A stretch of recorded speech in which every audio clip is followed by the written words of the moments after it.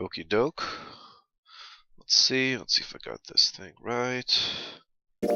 Continue. Where were we last time? Evening, my good friend Gogolf. Good evening indeed.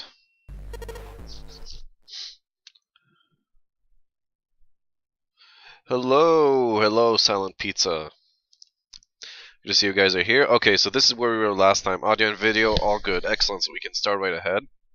If anyone's interested, I'm just going to give you an update that over here, the whole snow thing was a dud. Last time I streamed, there was a huge storm. People thought there was going to be tons of snow. No electricity, no nothing. Snow was a big fat dud. Whether people lied to us, it's a great big fucking conspiracy. So that's it basically. So last time, we went. What exactly happened? Oh yeah. Clover was gone. Clover disappeared, and because Seven and Lotus somehow she ran away or something, so we went to see if she was next to Snake's supposed body, and that's when we suddenly noticed, and that's what we're gonna see right now. By the way, this stream I'll probably finish this ending, and I'm assuming you guys want me to do the others, so we can start on those right ahead. So no worries. Okay, so let's keep going. There were many ways a man can die, but this. Oh, thanks to whoever did the event for me. I kind of forgot about it. But thanks. I need to I need to learn how to make those the Steam events. Anyway, thanks. The skull was shattered, and the head little more than a pulpy mass of brain, bone, and viscera. The left arm was hideously twisted into a horrific alien shape, the bright white of the ulna shining through the remains of skin and muscle.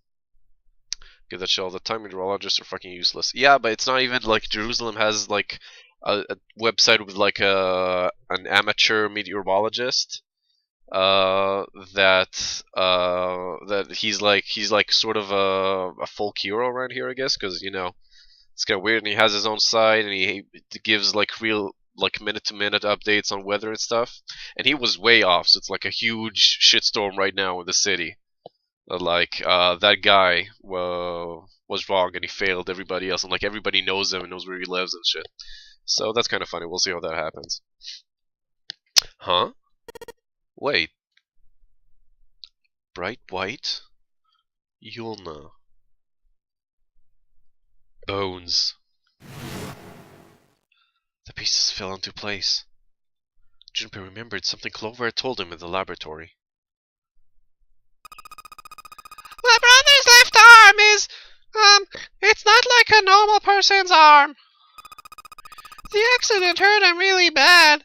To save him, they had to cut off his arm. Of course.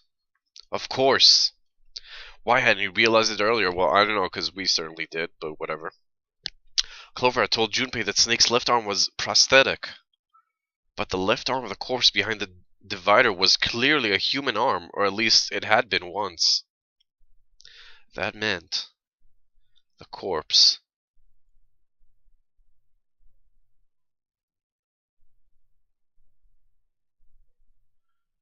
Junpei and June headed back toward the large hospital room.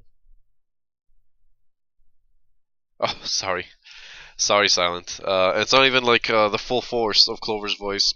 But yeah, I'll remember to give more warnings next time if we'll see her again. They stepped through the door and out of the shower room. Down the hallway they went, searching for Clover in every corner. They had reached the stairs when Seven appeared, breathless and yelling. Junpei, June, where were you guys? He looked pale. His face was drawn. Something terrible had happened. Junpei's breath caught in his throat. Did something happen? Seven drew a shaking hand across his face and gulped down a breath of air. Clover's dead. Found her in the first class bathroom. Something here stinks. Unless she actually killed herself somehow. But I don't think we're going to see a body. Hey, this is where the safe was, right?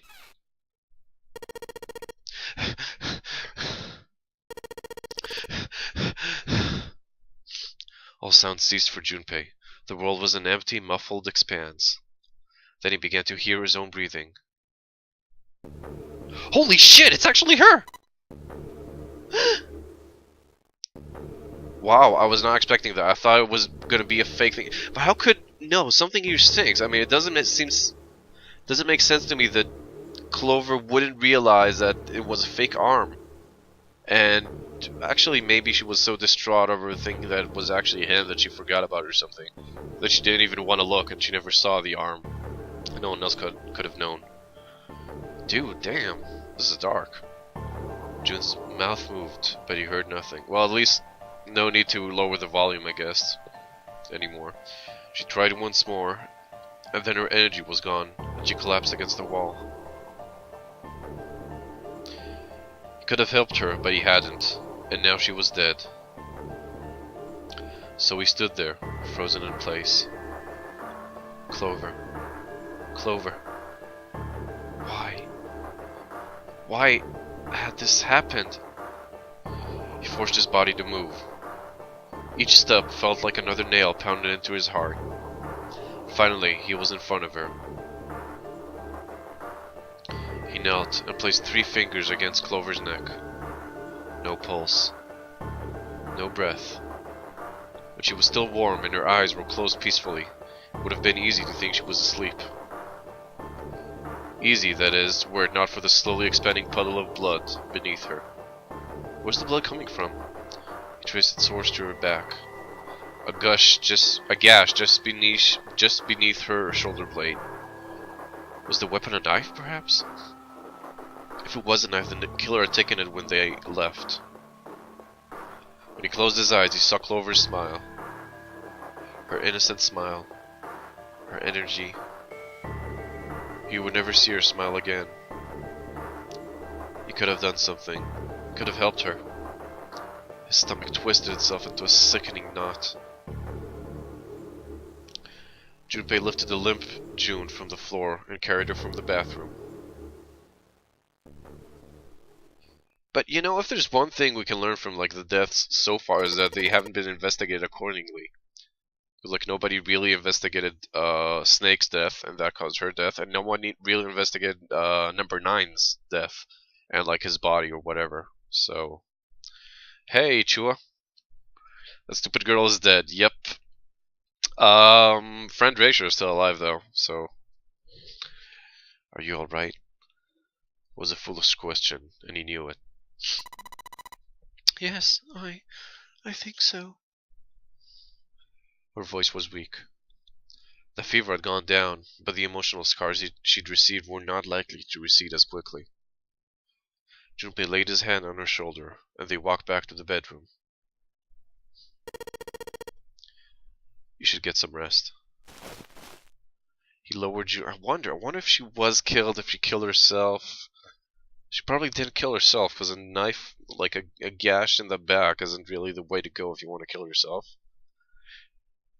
I wonder if she's faking it somehow, or if Snake killed her. I don't know. Friend is our creation. Well, her too. You people ask for like the squeakiest voice I can do or something. He lowered June until she was sitting against the bed. She nodded once and stared at the floor. There were 4 others in the room. I guess one rather weak excuse that could be made for the death of the 9th man is that he basically killed himself, though. Yeah, no, we know how he died, but we never actually saw it was him either. As far as I know, it could have been another decoy body, just like Snake, or like maybe if Snake's supposed body is the 9th man's body, we could have known if we investigated him. And like we didn't even go like through his pockets and stuff like that, see if he has anything special, something to identify him, stuff like that. We never even did that, and I was sure we were gonna. And that might have helped, you know? The 4 others in the room. Ace, Lotus, Santa, and Seven. They all stare at nothing, their faces drawn and tired. Oh, hey Jodmund. Good to see you're back. Is your connection any better? Can you see better now? They all stare at nothing, their faces drawn and tired. After a while, they drifted into the bathroom to see Clover's corpse themselves. Once everyone was back in the bedroom, Junpei walked slowly to the center of it and looked around at the slumped figures gathered there. Who was the first to find the body? I'm guessing Lotus. Me. Oh. Seven spoke from behind Junpei. He turned around. Seven's hand was up. Why'd you come to this room? To look for Clover. Why else? I found her body in the bathroom. As soon as I did, I ran outside. I got to the top of the stairs by the casino and yelled as loud as I could. Hey guys, I found her, but it's bad. She's in the bathroom, in the first class cabin. Come quick. Or something like that. Well, it certainly is an interesting, location. I think maybe, I don't know, I don't know why, if they're actually brothers, but maybe Snake faked his own death so he could open the vault the safe for some reason, somehow. And then, she caught him, and he had to kill her so she wouldn't spill the beans. But that means they're not actually brother and sister, probably. Maybe they're, I don't know, two con men or something? I don't know. This is so weird. Excellent, gentlemen. That's good to hear. But again, considering the rather graphic descriptions of the scenes, I'm not entirely certain how much there was left to investigate, though. Snake's head was basically just a bloody pulp. That's true, but I'm talking about just looking. It's obvious you shouldn't actually go through the viscera and everything and check for I don't know, clues in their colon, but you could go through the pockets. I mean, she was in the bathroom. There was a lot of loungers going to leave it there. So you're saying she menstruated to death? Backcountry? That's your medical analysis. Then I went back to the bathroom. Ace, Santa, and Lotus showed up real soon after that. But I guess you two hadn't heard me or something, 'cause you didn't show. So I took off down the stairs to look for you. After that, I mean, you know the rest, right? Junpei nodded and closed his eyes. There was one more thing he needed to ask. Seven, there's one more thing I'm worried about. What's that? When you finished all the puzzles in this room and got the door open, you stuck one of those plates in between the door and the frame, right? Why'd you do that? Come on, didn't I already tell you that? It is so the door wouldn't lock. So you could come back to this room. Oh. You think I did it? Well, I don't know. That kind of depends on what you say, doesn't it? Seven sighed and shook his head. Bitter cramps can take a toll on some people. She first got in since the blind dude was dead. She had no one to turn to, so she turned to death. Brilliant, Backcountry. Absolutely brilliant. Shook his head. Follow me.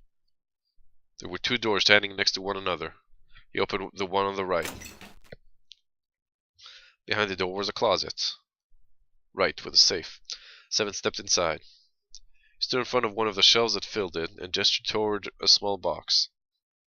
The box was a small metal cube. He looked at Junpei. This is the reason. This safe. We couldn't open it when we were getting through the room. Figured there might be some pretty important in it. Couldn't stop thinking about it. Besides, figured eventually you might figure out what the numbers are for the safe. Was that probably a reference to this? Little girl kills self because blind brother also dead, maybe? What? What? Is that a joke on the game or something? Was huge news in Japan? Seriously? I gotta read about that. If we did, I didn't want to screw around with door 5 again. So I put that plate in the exit door so we could get back in that way. You get it now?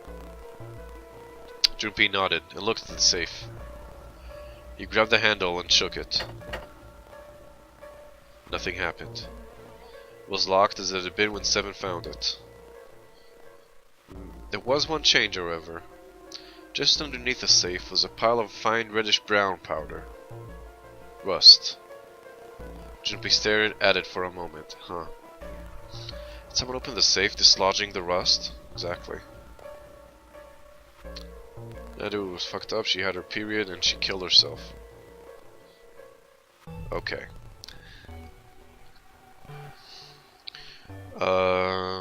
Junpei left the closet. Seven followed him back to the bedroom. It was cold and quiet.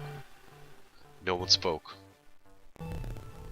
They sat, frozen in place by shock and grief and fatigue.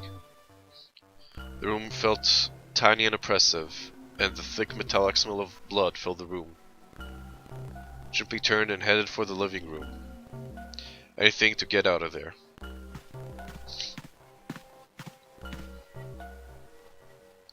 Or is it some other clue, perhaps? Anything that might lead him to whoever had stabbed Clover. He took his time and examined the room carefully. His eyes caught on the door. The door that led to the passageway of door number 5, where he died. And the door was the body of the 9th man. Who was there? Maybe I should have another look at it just in case. Oh, exactly. Quietly, he pushed open the door. And the smell hit him like a blow to the face. His lungs contracted, unwilling to inhale such fetid air. Acid boiled up from the base of his stomach, churning what little food was there into a violent froth. It was too much for him, and he vomited. A thin stream of yellow water and bile spattered onto the floor. Blech. He rubbed his mouth weakly and stared at the dead body. Chunks of torn flesh lay in an arc around the body. Oh, so the body is still there. The remains of its intestines had slid out onto the floor. Nice, Augrist. The pool of blood that framed it was half dry, but so thick that it had taken on a texture not unlike that of an egg yolk prepared sunny side up. Okay. That's a weird description. On the floor next to the broken mass of the man's head lay his glasses, cracks spidering across the lenses. The bloodstains near them had already dried like scabs on the floor. That was when he noticed. It's gone. His bracelet. It's gone. It had been there when Junpei had gone through door 5 before. He was sure of it. Is this guy number 9? Why are you back here? Well, because I'm looking for clues. As to who killed Clover.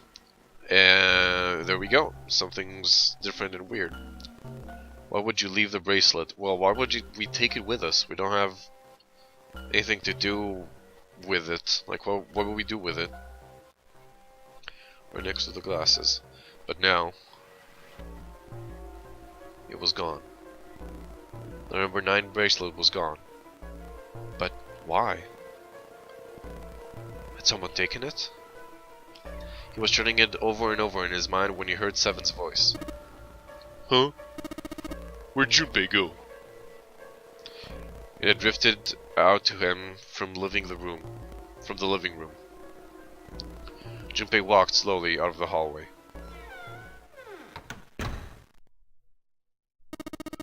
Oh, there you are. Were you looking for something in that hallway? Seven looked up as Junpei entered the room. Did you find something? He thought for a moment before he responded. No, nothing. Technically, it wasn't a lie.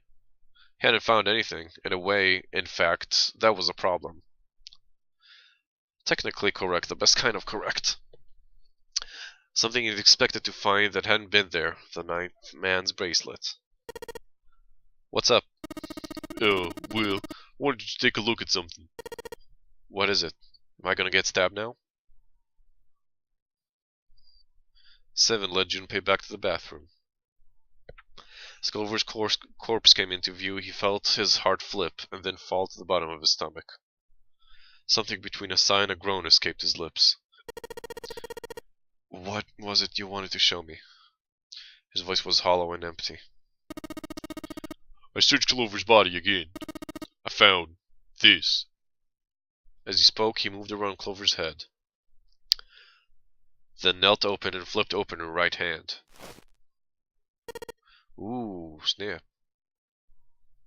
What? She was holding a piece of paper. I haven't actually looked at it yet. Didn't want to disturb the crime scene, you know? Basic stuff. Well, I did borrow one thing. Huh? He wasn't sure what that meant, but it likely didn't matter. Nice legs, Clover, no pedo. Hashtag no pedo. That should be I didn't know about that, but that should definitely be a thing. The paper was more important. He picked it up and carefully opened it. You're a faggot. That would be awesome. There were 2 sentences written on it. Truth had gone, and truth had gone. Ah, now truth is asleep in the darkness of the sinister hand. What the fuck? This is like, Lovecraftian shit. What is this? Some kind of secret code? Seven peered over Junpei's shoulder at the note. Junpei stepped away from Clover's body and into the living room. He began to pace, attempting to decode the note. The first clue was likely the phrase sinister hand. Sinister hand means, it could mean the left hand, definitely. Because the left hand has the bracelet, so I'm assuming that's it. Sinister was a term used in heraldry to mean the left of the bearer of a what? How was I supposed to know that? I just guessed because of the bracelet, but whatever. The left hand. The left hand. What did the left hand mean? Junpei looked at his own left arm. At the bracelet on his wrist. Did the darkness of the sinister hand have something to do with the bracelet? He examined the bracelet closely. There were 2 protrusions on either side of the face. The left and the right sides of the face. Left and right. Left and right. Right and left. Truth is gone. Truth gone. It sounded funny. What did it mean? 2 questions of this game that are just so far I don't even know there would.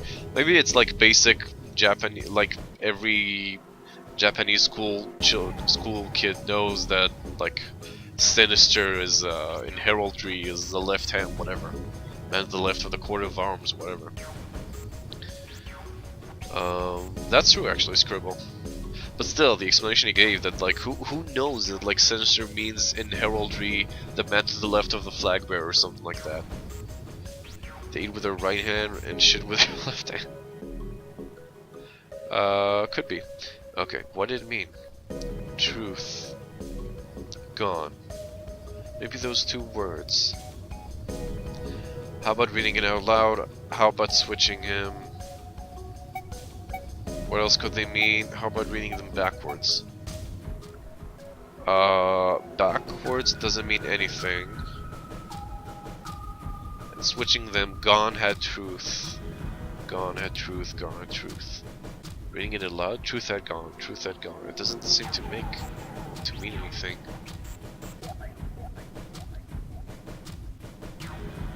Reading it aloud, truth had gone, truth had gone. Truce? I don't know. Now, Retsinus et fo Senkrad. Enog Hetert. Etni Pilsa si Hetert Wan. Ha. Okay. So I think maybe what else could they mean? That's the only thing that seems logical to me right now. Switching them does nothing, backwards does nothing. Reading it out loud, I don't hear anything that, like, I don't know. Enog da Hetert Enogdana. Enogdahaturt. No. What else could they mean? I think. What else could gone and truth mean? Truth, of course, meant something that was correct. Something that was fact. In other words, something that was right. Okay, that's a weird way to think, but okay. It would follow then that gone meant left. Okay, after someone left, they were gone. Wow, this is a whole way of thinking that I would have never gone into. In this case, however, they clearly refer to their directional homonyms. So that means truth is right, gone is left. Okay. That seemed to make sense. Junpei looked at the bracelet again. At the two protrusions on the left and right of the face. Junpei pressed them in the following order. Whoa, what the fuck? I guess truth had gone, truth had gone, truth had gone means like right, left, right, left, right, left, right? Right, left, right, left, right, left. I think this is it.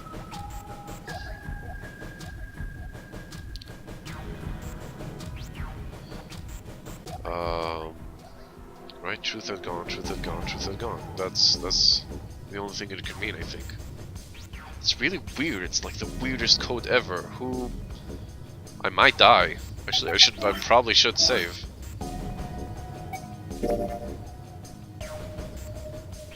Just save state? Do it? No. I can't save state. They don't work here, but I saved properly, and let's hope for the best.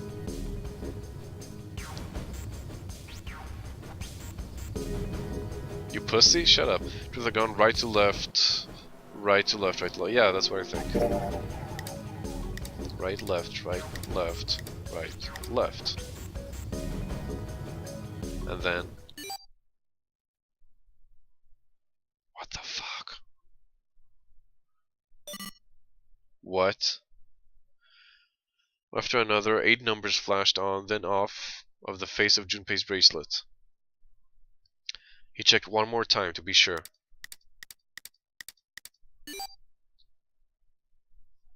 One, 4, 3, 8, 3, 4, 2, 1. 1, 4. Oh shit! Is that the code for the safe? What? That is crazy. That is absolutely crazy. How is anyone supposed to think of that? Where did that note even come from? Yeah, kaboom! I thought it would like make the reactivate the bomb mechanism, but apparently it didn't. Huh? Hey, what are those numbers? Junpei didn't answer. He couldn't answer. He had no idea what they were either. She was just fucking around with a bracelet, and then bam. I don't think so. It seems like it's a hint that someone, if not her, got from Zero maybe. I don't know. Says he was sure he would forget the numbers and the order they came in if he said anything. 1, 4, 3, 8, 3, 4, 2, 1. Muttering the numbers to himself over and over, Junpei headed toward the bedroom. 1, 4, 3, 8, 3, 4, 2, 1. 1, 4, 3, 8, 3, 4, 2, 1. 1, 4, 3, 8, 3, 4, 2, 1. 1, 4, 3, 8, 3, 4, 2, 1. Before long, he found himself in front of the safe again. Its lock was the only device he could think of that required a sequence of numbers such as the one he just discovered. Besides, someone had opened up the safe at least once already. Had Clover come to the bedroom to open it? 1, 4, 3, 8, 3, 4, 2, 1. Junpei slowly dialed the numbers on the bracelet had given him. 1 to the right, 4 to the left, 3 to the right, 8 to the left, 3 to the right, 4 to the left, 2 to the right, 1 to the left. Finished. Junpei heard the small telltale sound of the lock opening. Is there going to be a gun in there?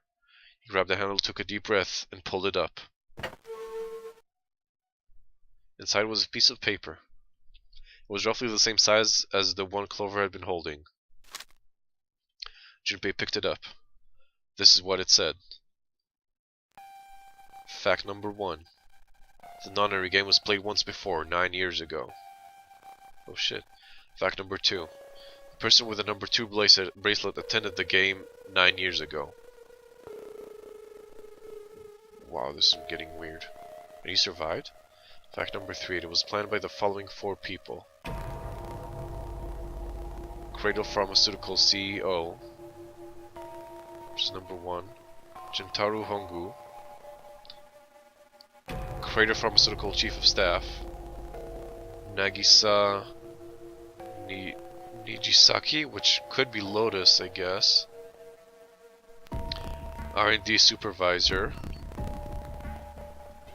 Teruaki Kubota. Majority Shareholder in Cradle Pharmaceutical, Kagechika Musashidu. This is getting so weird. I must punish them for the innocent lives they sacrificed. Okay. This is the only warning they will receive. That innocent souls might be saved. I now state the truth. 0. What? Is 0 working with number 2? Is he... What the hell? Is 0 number 2? Is 0 Snake?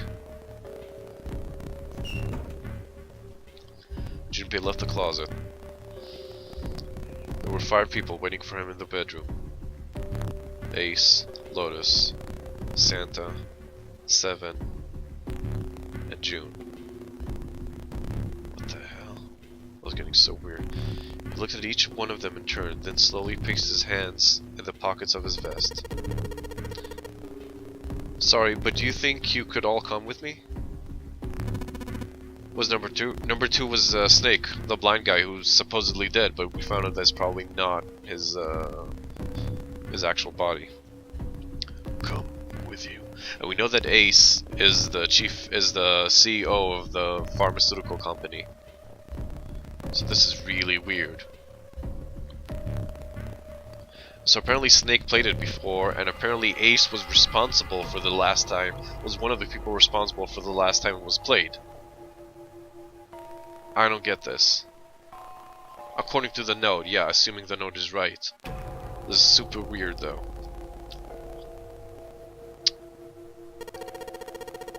I want all of you to go to the big hospital room. Why?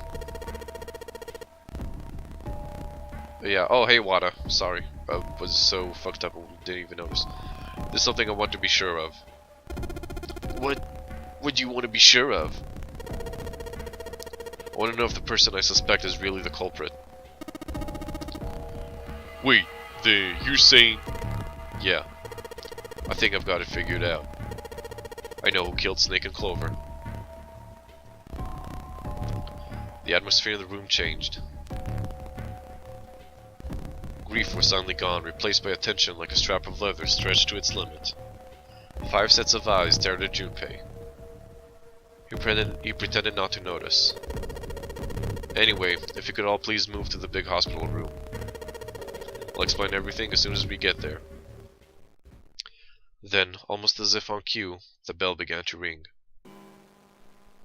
They all heard it. It was the bell from the clock in the main staircase.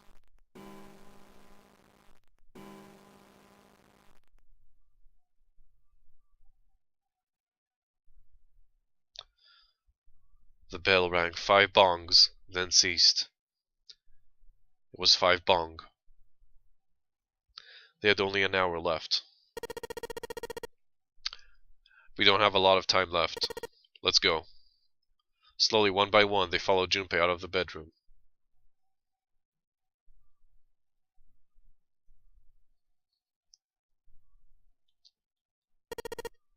Actually, before we get started, I was hoping you could do something for me. Junpei stopped in front of door 3 and turned around. Ace, 7, and Lotus, could you please place your palms on the red? Huh? Why? If we need to get to the shower room, why? Oh shit, I clicked. No, we're not going inside. Once you've authenticated, step away from the door. Why? Please, just do it. Aren't they gonna die? Or perhaps you don't want to know who killed Snake and Clover. Junpei's implication was clear, and Seven understood perfectly. Ugh. Fine. Yeah, watch her in the shower room. What about you, Ace, Lotus? Very well. Sure. I'm sorry, my nose is a bit stuffy, so the voices might not be perfect. Quickly they pressed their palms onto the red. Once they had finished, they stepped away from the door, as Junpei had instructed. The rules that the detonator only activates after stepping through the door. I'm not sure. It might be, I don't know. 3 asterisks shown from the red's display panel. Junpei approached it and held his bracelet over the scanner. He made quite sure he didn't place his palm on it and instead only brought his bracelet near it. The 4th asterisk appeared. Remember that only the 9th man died in the beginning. Yeah, I guess that makes sense. The 4th asterisk appeared. Just as Junpei had expected. It was possible to authenticate without placing one's palm on the red, so long as the bracelet was brought near it. Junpei pulled the lever down.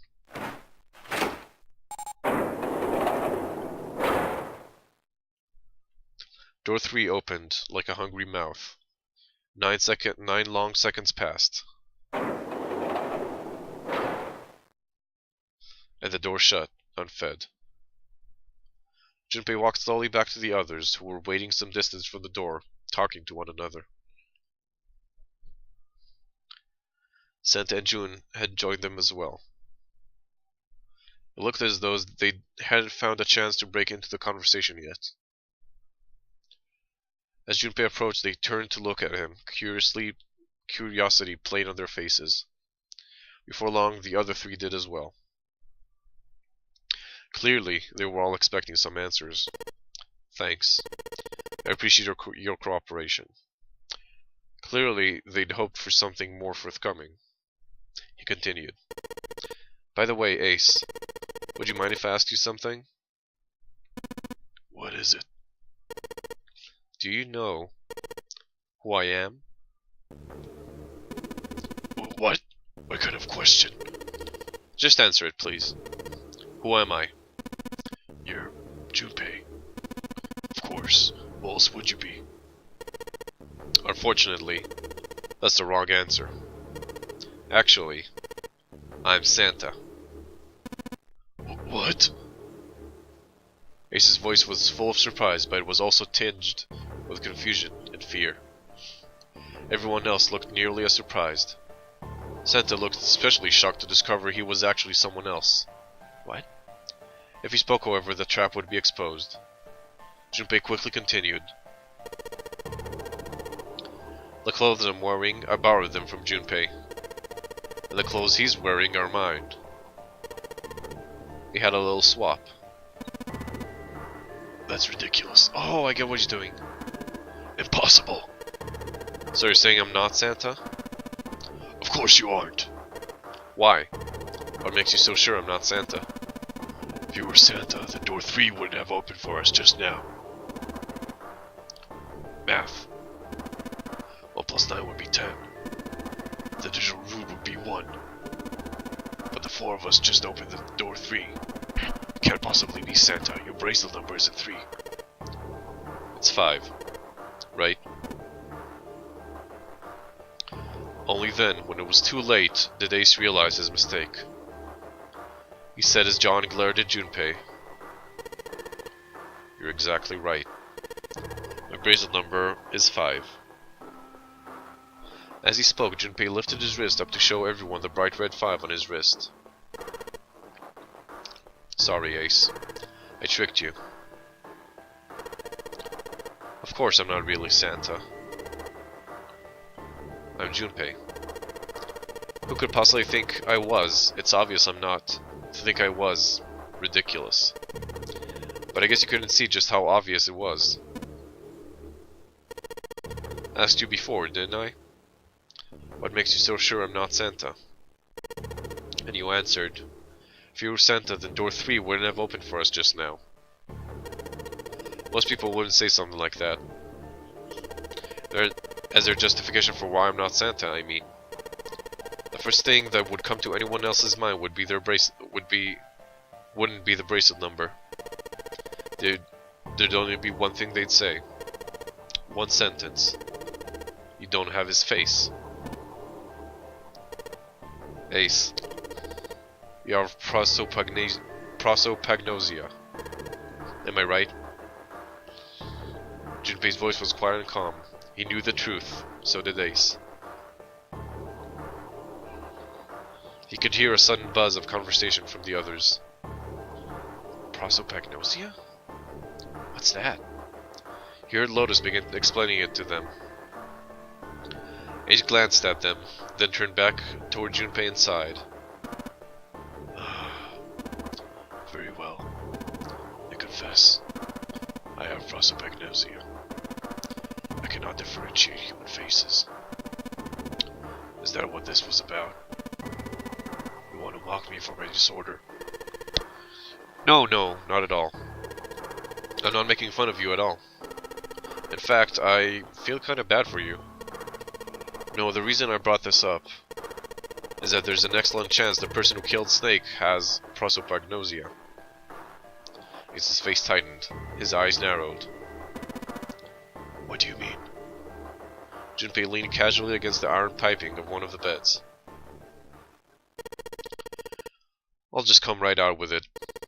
I think it was you, Ace. You killed him. Junpei was suddenly very aware of the 5 pairs of eyes on him. He had their undivided attention now. The room had grown very, very quiet. Junpei took a deep breath. That's ridiculous. What possible evidence do you? I have 3 pieces of evidence. The first, think back to a few hours ago. You made us argue over the 3 doors here in the big hospital room. There was no way all 7 people could go through them. Lotus suggested that we sacrifice one of us. Lotus looked away awkwardly.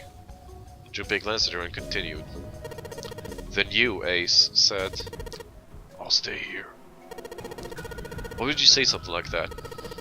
It's pretty simple, really. You didn't want us to see the dead body in the shower room. You see, if Ace stayed behind, there were only 2 doors the rest of us could go through. Doors 7 and 8. There was no way we could get through door 3, the shower room. You knew that, didn't you, Ace? That's why you volunteered to stay behind. Come on now, I think that's going a bit far. I can understand if you're jealous of my bravery, but please don't devalue my actions. I only wanted to save the rest of you.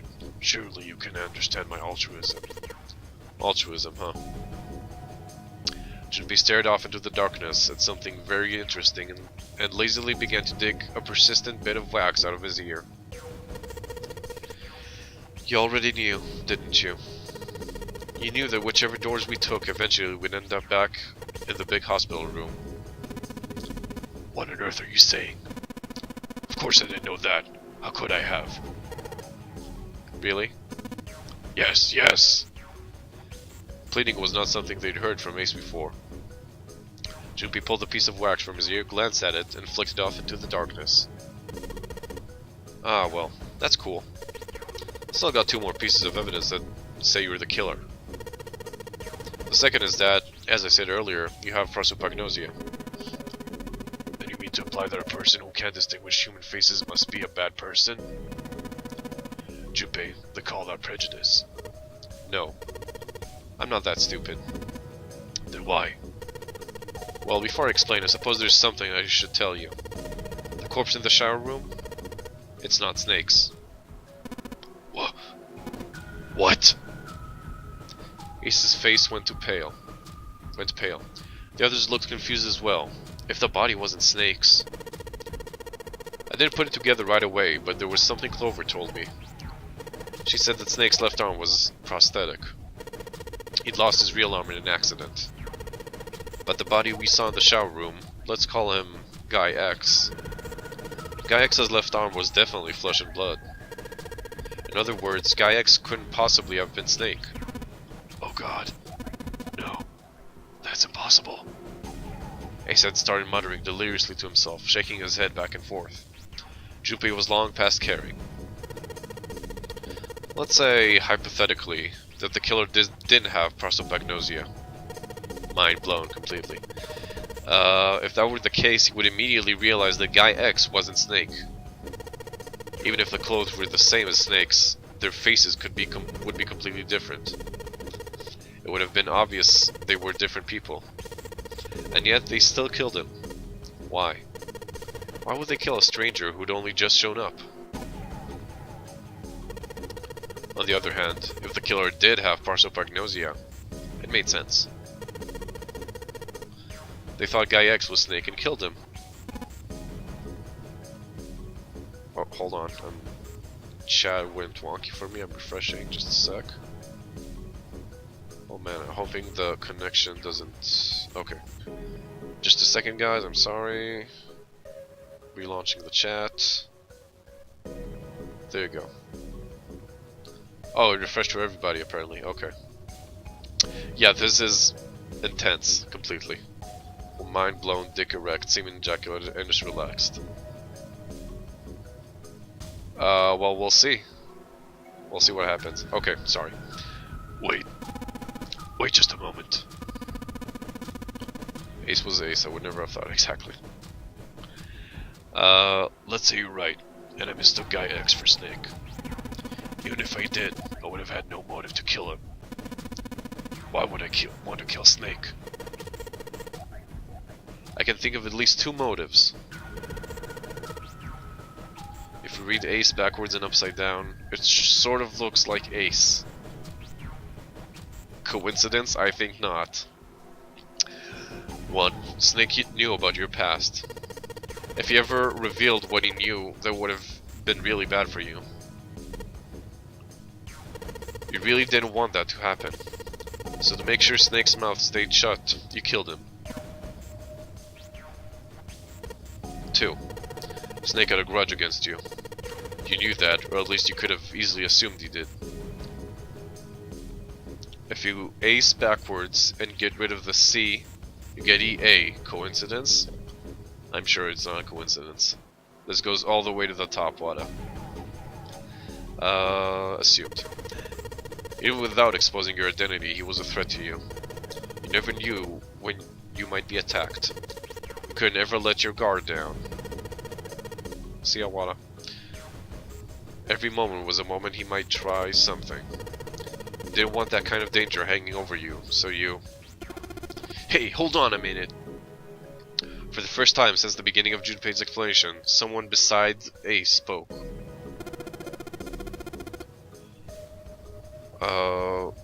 What's the past that Ace wouldn't want us to know? Why did Snake have a grudge against him? Look at this. He handed Santa a small piece of paper. Santa squinted at the paper and began to read.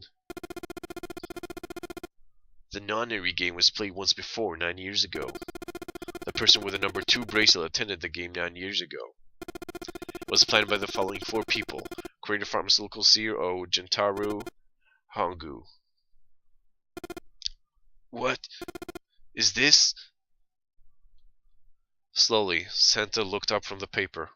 His eyes met Junpei's. It's the message from Zero. It was in the safe in the first-class cabin. Then suddenly... Give me a break! His face was red and shaking, and his voice was full of fury tinged with desperation. 11 hours passed and the ship sank. Game over. Give me a break. That paper is a lie. Someone is trying to frame me. Me.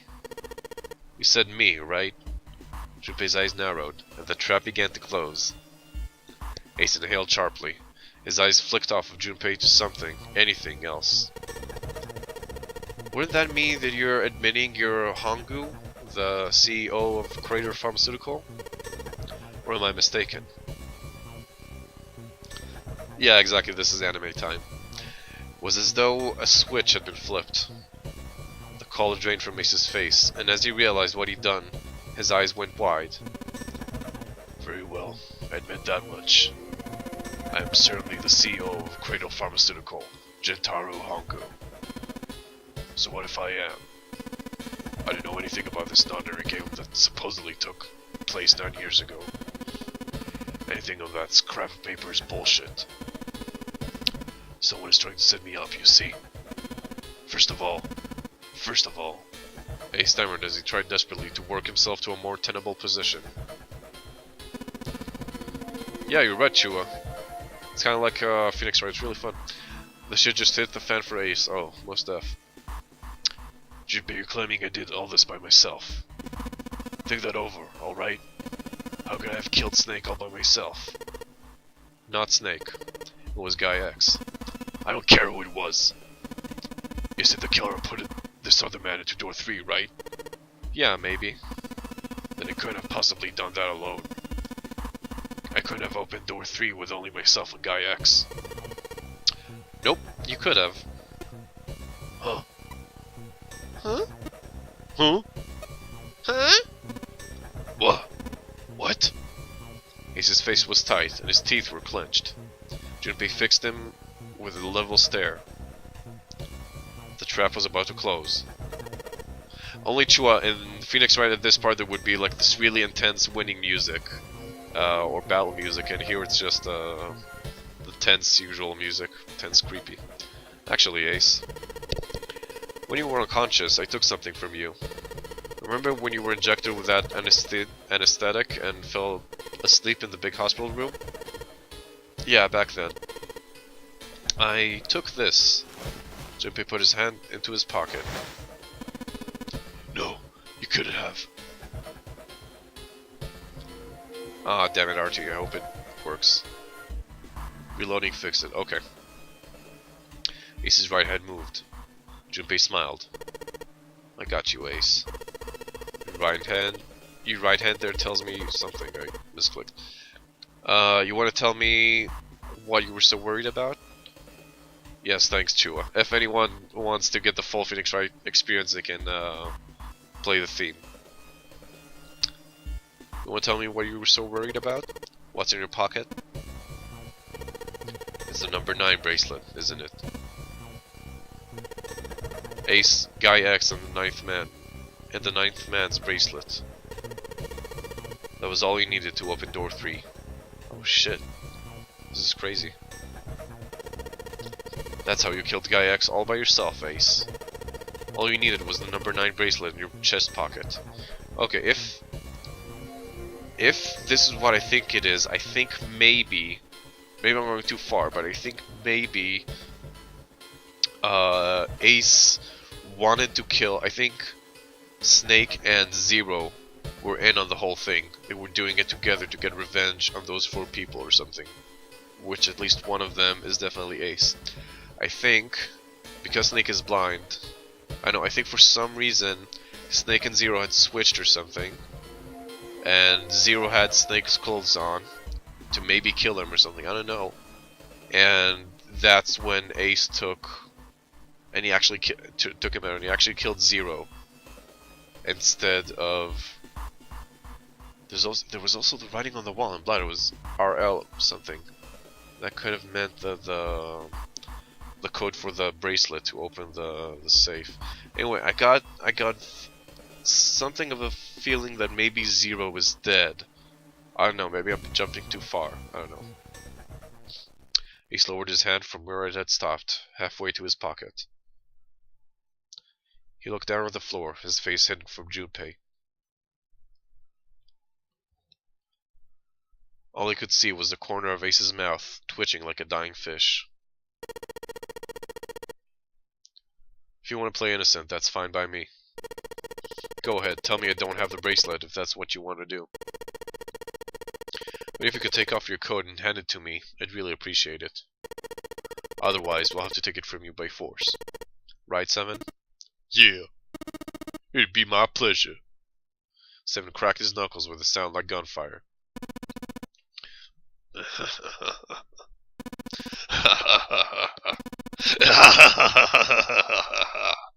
He roared with laughter. He threw his arms wide and his head back and laughed, filling the room with a sound that scarcely belonged there. Then it stopped. His arms came down, and his head dropped to look straight ahead at Junpei. His face was flat and cold, devoid of any emotion. Well done, Junpei.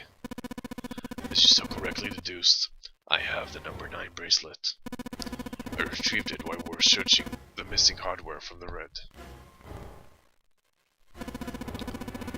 I left the room I was supposed to search and headed to the first-class cabin on B deck.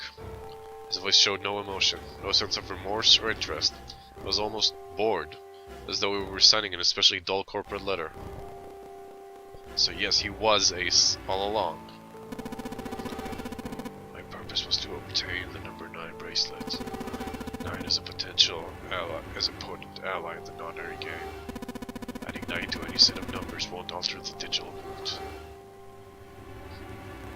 Okay, and yeah, we guess that math checks out.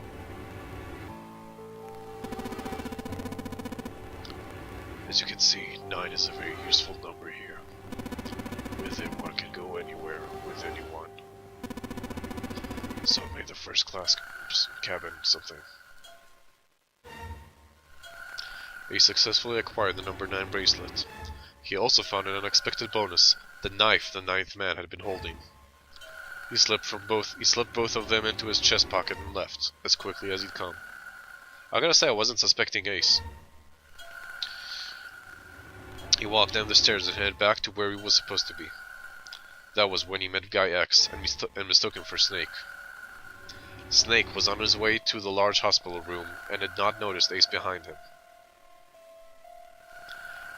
Ace made sure it stayed that way.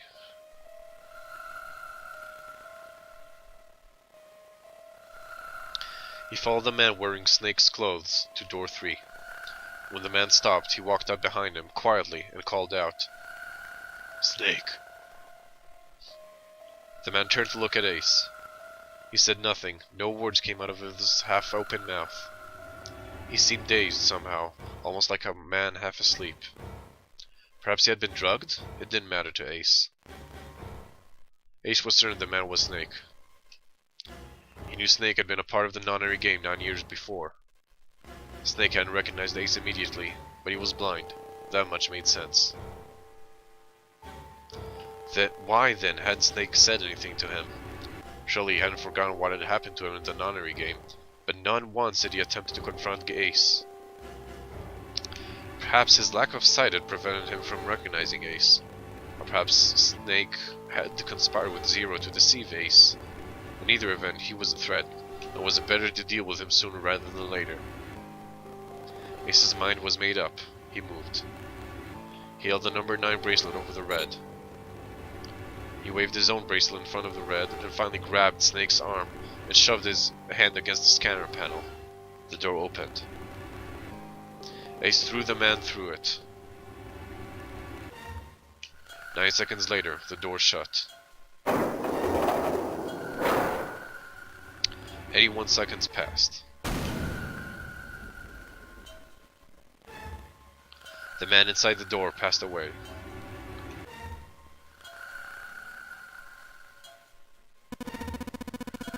After that, I returned to my post as though nothing had happened. After conducting my own search, I returned to the large hospital room, where the 1 a.m. bell rang.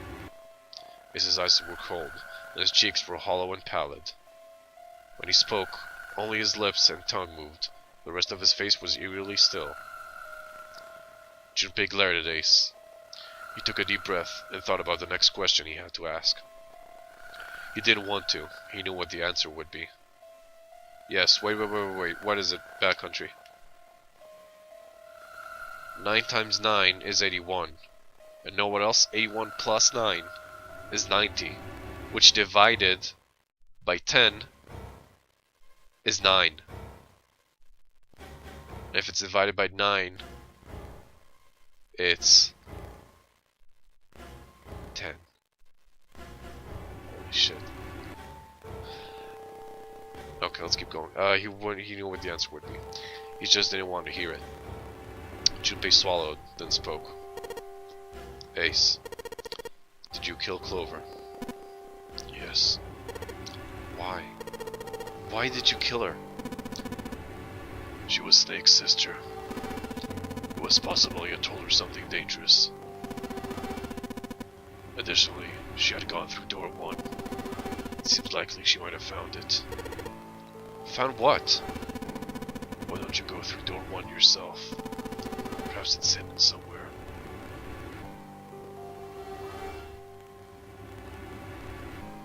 Blowing my math. I used to be very obnoxious in math class, just shouting "holy fuck" all the time. Well, it's pretty awesome if your mind is blown so much by math. Gotta repeat that slowly. You can use backcountry for that. Seven and Lotus interrupted. Yeah, but Lotus and I went through door 1 too. We didn't see anything suspicious. Yes, I thought as much after I heard your report at the Central Stairs, sorry. I doubt the two of you could find it. Huh? Huh? Or perhaps Clover was different. Perhaps she had found it. I was this far desperate to find her. And at last I did, in the first-class cabin. He spoke very calmly. Did you see it? See what? Don't act as if you don't understand. You were in the captain's quarters, weren't you? Uh-huh.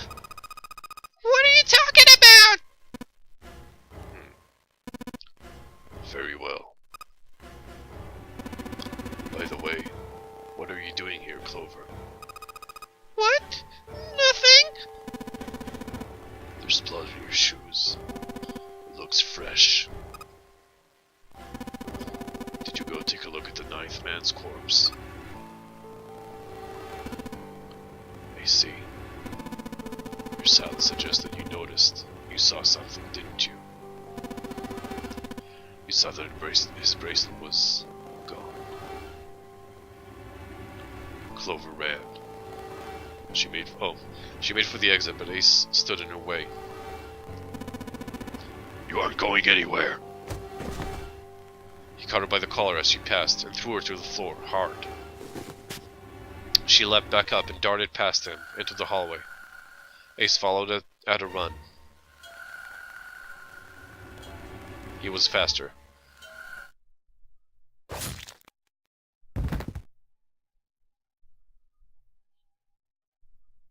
Damn, man, this is hardcore.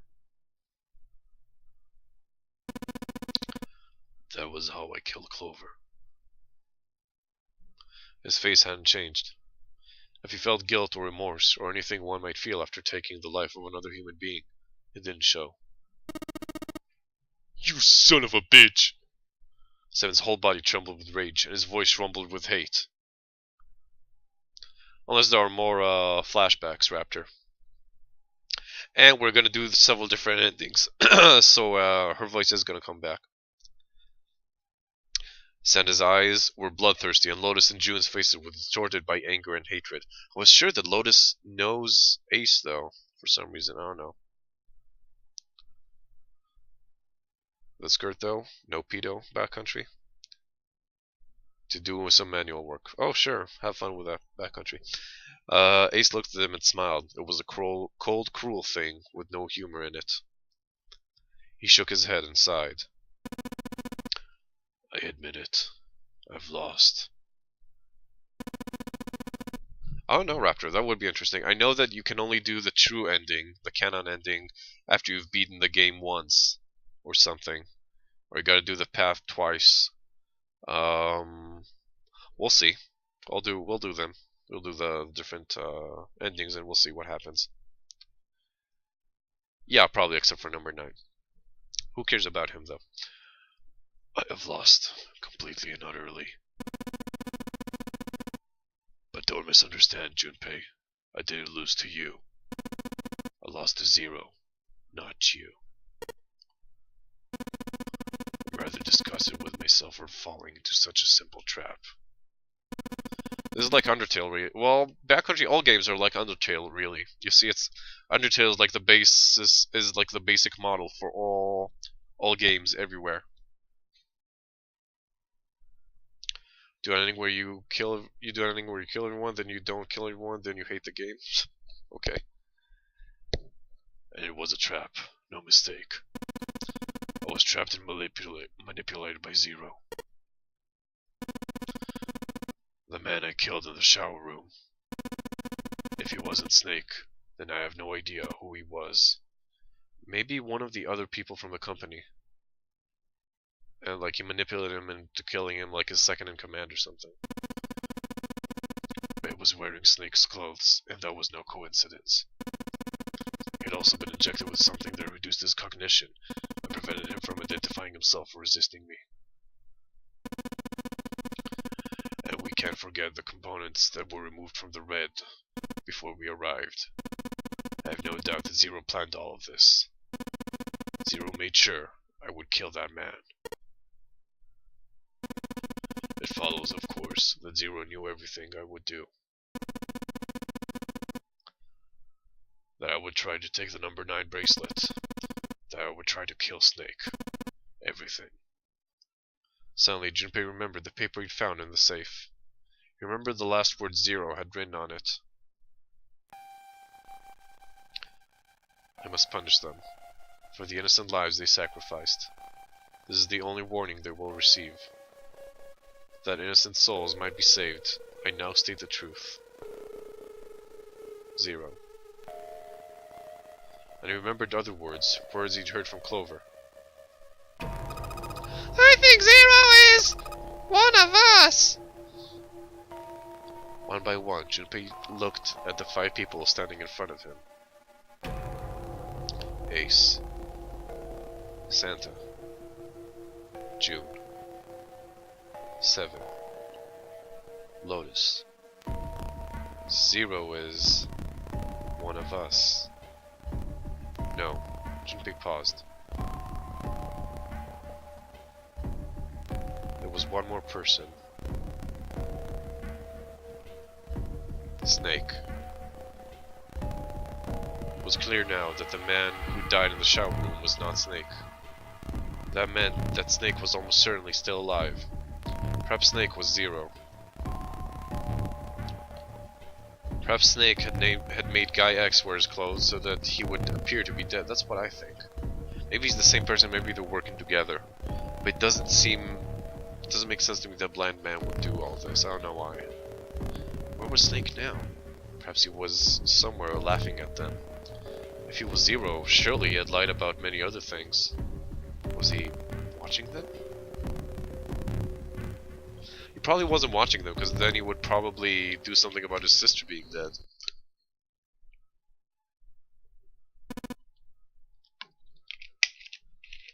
Well, I believe I finished with my confession. Why don't we get moving? He sounded as if he just finished doing nothing more exciting than describing the weather.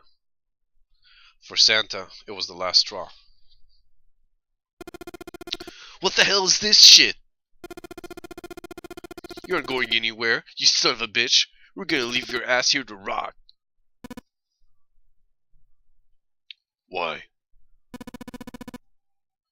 Because I killed Clover? That's ridiculous. Why are you so upset that I killed the little bitch? She was nothing to you. A stranger you only met a few hours ago. Am I wrong? You bastard! Seven roared and lifted a fist that would likely have shattered Ace's jaw. But someone else was faster.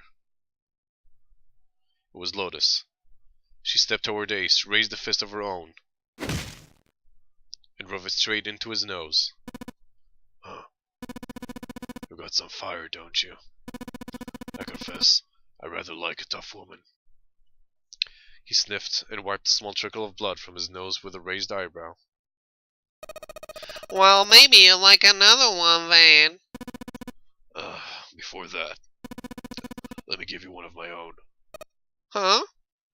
Lotus scarcely had the time to blink. Ace snaked his arms around her and pulled Lotus's back up against him. In the same motion, he reached into his coat pocket. It was a gun. Oh, I fucking knew it. I fucking knew it would backfire. I knew it. I knew we should have taken the gun and split the bullets or something, not just keep it there. When did he have the time to take it against, though? The revolver. Almost lazily, he tilted it to point at Lotus's head. If any of you so much as blink, I won't hesitate to pull this trigger. I've already killed 2, no, 3 people. Don't think I'm not ready to make it to 4. 3 people? What do you mean? Huh. Very well. Yeah, Raptor, this actually seems like the part where everybody dies, but I didn't fuck up. Let me take this opportunity to illuminate you. The person who killed the 9th man was me.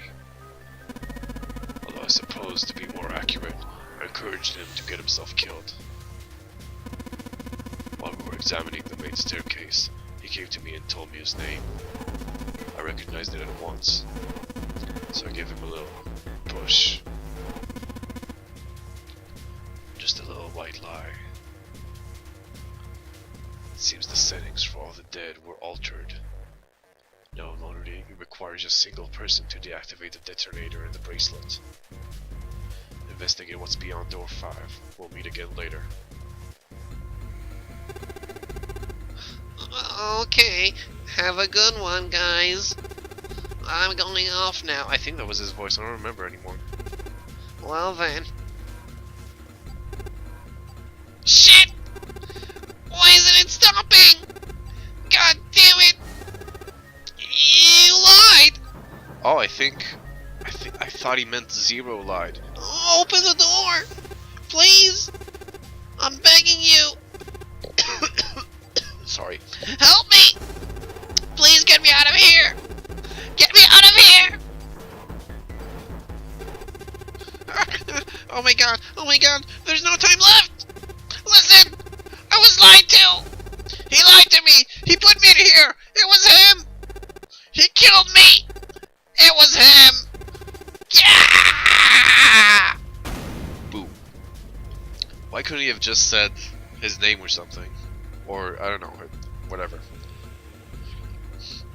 Could have helped us a lot. I had 4 reasons for killing him. 1. As I said before, in the non-airy game, the number 9 bracelet is of utmost importance. If I had allowed him to keep such a useful tool, he, or it, would have become a threat to me. As such, I decided that he should be eliminated early on. 2.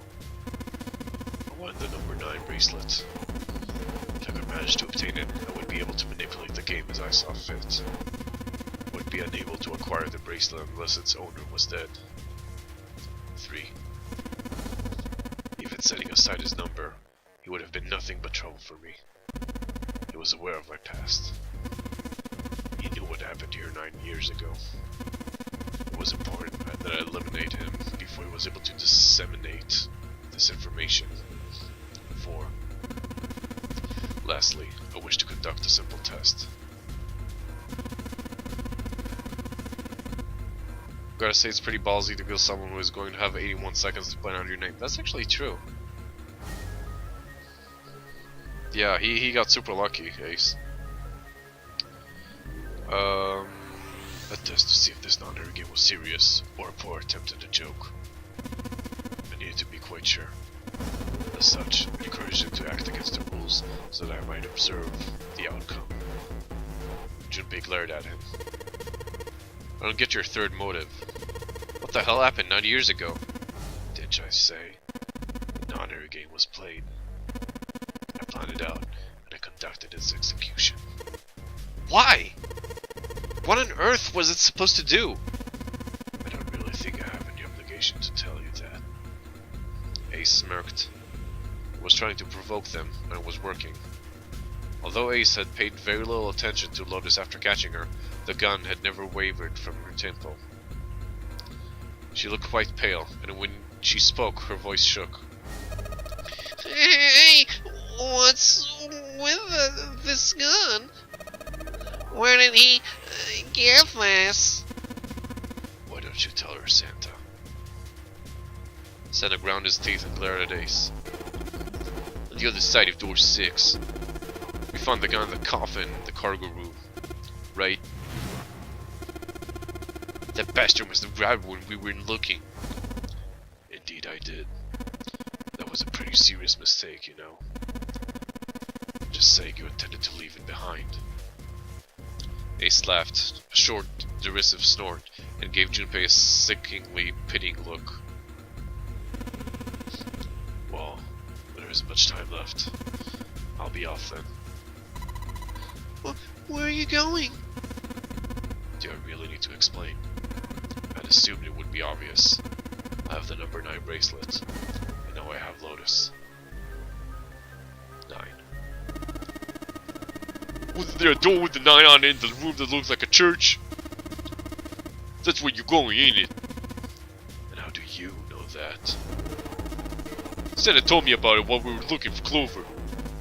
I see. Well, you are correct. That is my destination. But now I must say goodbye to all of you. And please, don't forget my warning. Move, and I'll pull the trigger. I don't need her alive to open the door, you know. As he spoke, Ace began backing toward the door, practically dragging Lotus behind him.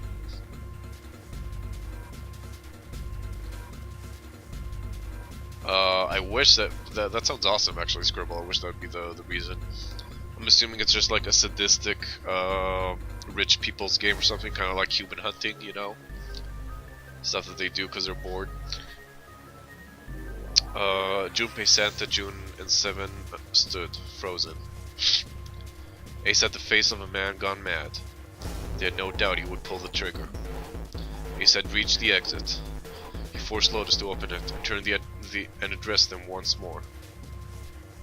Is the golden gun from the 007 movie? Could possibly be, Jodmund. Goodbye.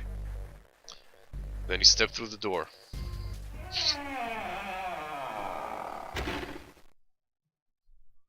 It fell shut. In the blink of an eye, they were gone. As soon as Ace and Lotus were gone, Junpei and the others leapt to the door in pursuit of Ace. But as Junpei laid his hand on the doorknob, there was a noise behind him. Again? With this happening too much, he looked over his shoulder. June was kneeling on the floor, breathing heavily. Hey! June, what happened? Are you alright? Santa ran to June and wrapped his arm around her before she could collapse all the way. Jesus, you're burning up. Your fever's back. Are you okay? June's fever had returned, again for no apparent reason. Her eyes were watery and her eyelids drooped. Her breath came in dry, shallow gasps. I'm okay. Really, I'm fine. You should be worrying about Lotus. She was breathing hard now, and she could barely summon the strength to talk. Junpei was torn. He couldn't leave June alone in the state she was in. But every moment they waited, Ace was farther away, Lotus's life in his hands. This is the bad ending? What was Junpei supposed to do? Are we actually supposed to choose? Because I'm gonna let you guys choose, definitely. June's eyes drifted to Junpei. She managed to muster a weak smile. Junpei, don't worry about me. I just need a little rest. I'll be fine. Don't you remember? I just needed to rest a little bit last time. So, please save Lotus. Think about what Ace has already done, Junpei. When he's got what he needs from Lotus, you really think he's gonna let her go? Just walk away? God damn it. You guys go on ahead. As soon as June starts feeling better, we'll follow you. Go! Junpei looked at June. She nodded, once. She couldn't manage much more. But it was all the confirmation Junpei needed. His resolve was set. Alright. Come on, Seven. We're going after Ace. Hell yeah! Santa, you take good care of June. I'm trusting you. Santa nodded. Let's snap June's neck to spare her what is to come. Hide around blind corner and wait for Ace. Tackle him and take his gun, then rape him at gunpoint before killing him, then yourself. That would be a good plan, Ogress. Thing is, we can't really surprise Ace. That's why I don't get the whole deal of chasing him. He's just gonna shoot either Lotus or one of them, or both of them. I mean, why not? He's got like 6 bullets, I'm assuming, something like that. 10 bullets, maybe. Junpei turned before he had the chance to change his mind and started running towards the door. He could hear Seven's heavy footsteps behind him. Let's go. Junpei and Seven exploded into the hallway, their feet pounding the metal floor as they ran.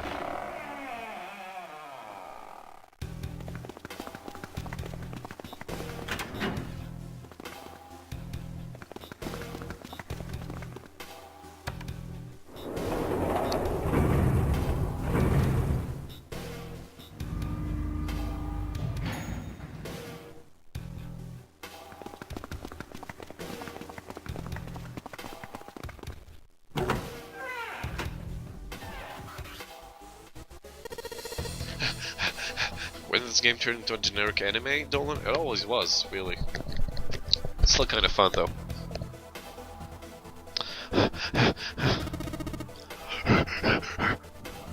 Junpei and Seven had finally arrived at the church, exhausted and out of breath. As their lungs struggled to catch their breath, their eyes frantically scanned the room.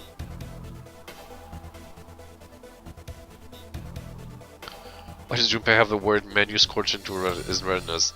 Well, apparently, by that logic, he also has like a bunch of text that appears on his retinas sometimes. Oh, it's doing it for you? Is awakening the dragon, Dolan? All the heavy breathing? Sorry. As their lungs struggled to catch their breath, their eyes frantically scanned the room. No signs for others. You think they already went through? He reached up to wipe a palmful of sweat from his brow. Maybe. Even as he spoke, Junpei was already on his way to the larger number 9 doors. He looked at the red. The display panel read vacant. He spun around and headed toward the smaller door. This read would tell him if Ace and Lotus had moved to another room. Engaged. It's occupied. That means Ace and Lotus went through here. Yeah, seems like it. Junpei and Seven stepped away from the door. They retreated to the center of the room and began to talk. What do we do now? Yeah, what should we do? Well, the big door is still vacant, but 2 of us can do anything with it. Yeah. First of all, our digital route is not 9. Just then, as they were pondering what to do next. Oh shit, there was a noise. A noise like someone hitting a thick wooden panel. Junpei looked up, surprised. Seven followed suit, his eyes jumping around the room, looking for the source of the sound. It wasn't long before they found the altar. Or more precisely, what was on it. The coffin. Yeah! Let's open it. How? By force. I don't think that's gonna happen. Well, you never know till you try, right? The only necessity for success is the willingness to suffer 1,000 failures. Where the fuck did you get that from? Who said that? I forget. Anyway, we've gotta try. Junpei and Seven left at the coffin. They grabbed hold of what purchase they could find and pulled.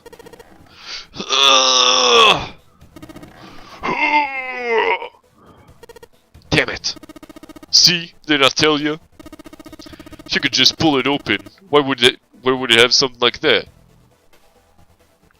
Seven pointed at a keypad on the side of the coffin. Right, so unless I put in the right passcode, it's not gonna open. The noise hadn't stopped. In fact, as it continued, it had only gone louder and more forceful. I said that when I failed my math exam? What do you mean? What did you say, Jodmund? What were they supposed to do? Junpei wondered. Was there some sort of clue somewhere?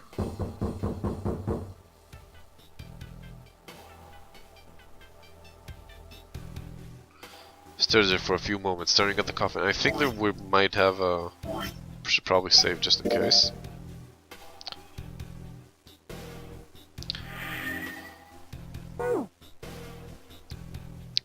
They stood there for a few moments, staring at the coffin, and then Seven spoke. Yeah, Donald, this whole game is an ad for Google Glasses. Hey Junpei.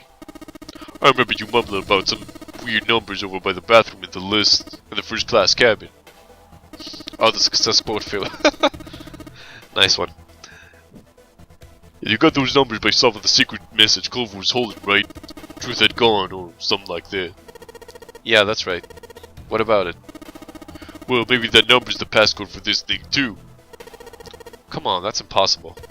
Those numbers were the code to unlock the safe. Yeah, but the person who set up that safe in this coffin is the same person, right? So you set up both of these. Yeah, probably. Well, then they might have set the same passcode for both of them. That's ridiculous. Why don't you just try it? I mean, it's not like you'll make things any worse. It'd just be a waste of time. There's no way they're the same number. How'd you know that? You never know until you try. The only necessity for success is the willingness to suffer 1,000 failures, bitch. Who said that? You.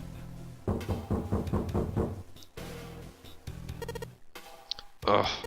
Fine. He knelt down in front of the keypad and looked at it. By the time he was arguing, he could have already tried it like 3 times. Perhaps because he'd repeated them so many times before, the numbers came easily to Junpei's mind. 143832421. Quickly, he typed them in. 143832421. He checked that he'd entered the right numbers, took a deep breath, and pressed the E button. It only took a moment. Well, damn. What? You've gotta be kidding me. There was a click.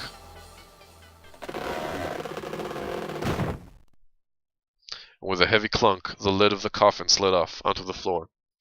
Someone sat up from inside. Snake! You. Why? Ah, those voices. Junpei and Seven, unless I'm mistaken. Where are the others? Are they elsewhere? Maybe Snake didn't know anything about this, and it was all just... And he was all along just a trap for Ace? Making him think that he had revenge plans? Of course, there was no reason Snake would have known anything about where anyone else would be. Junpei and Seven looked at one another. There was a great deal he needed to know, but... Snake is Dracula, confirmed. Nice. Yep, I guess that's true. Better kill him. Drive a stake through him. Wonder if he still has his bracelet, though. They had to tell him something, however, so they began to talk.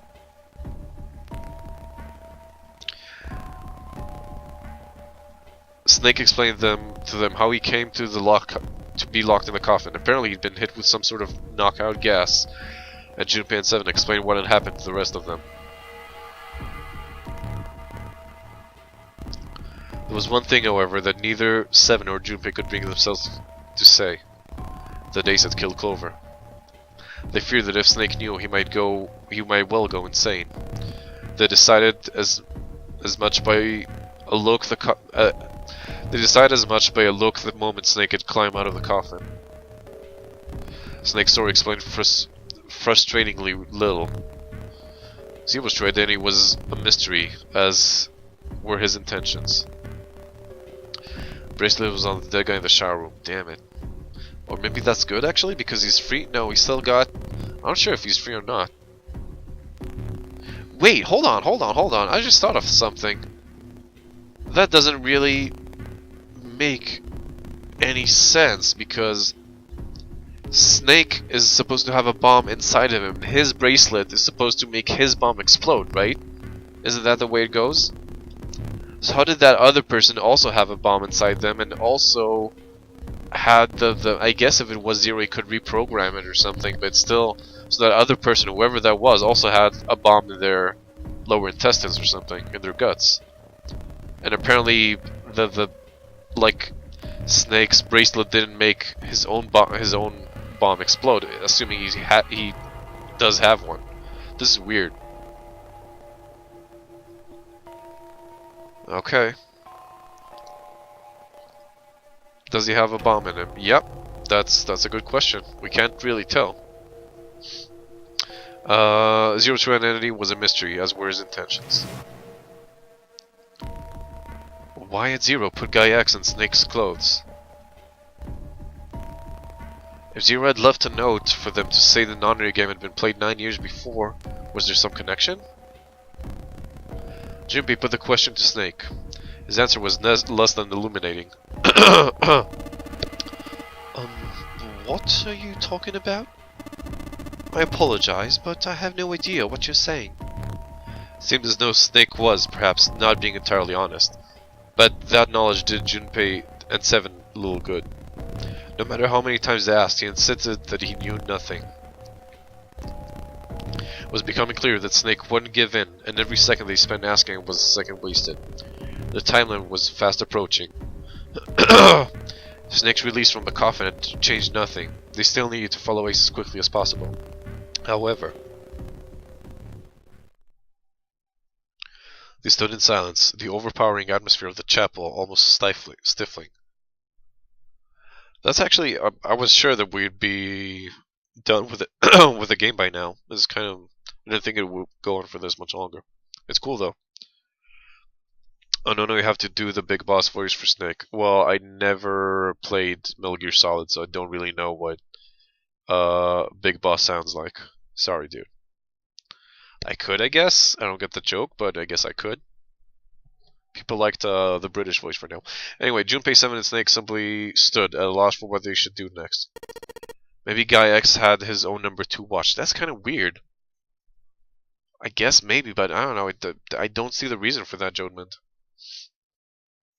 What do we do now? He glanced over at Snake's wrist. Sure enough, he could see the 2 on the bracelet on Snake's wrist. Wait, what? So there were 2 different number 2 bracelets. So Snake did have one, and apparently for some reason, yeah, Jodman was right. Guy X had his own number 2 bracelet. Basically, it's Batman's voice. Well, that's already Ace's voice, isn't it?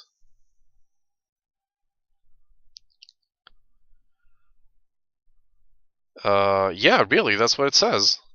Could see the 2 on the bracelet on Snake's wrist. So I guess that, yeah, Guy X did have his own bracelet with his own bomb, with his own everything.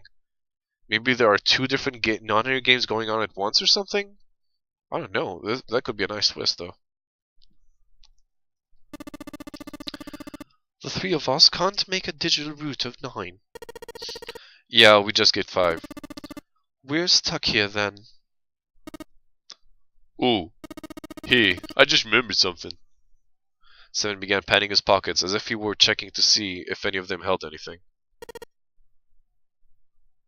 What? You're thinking anime logic? Thanks.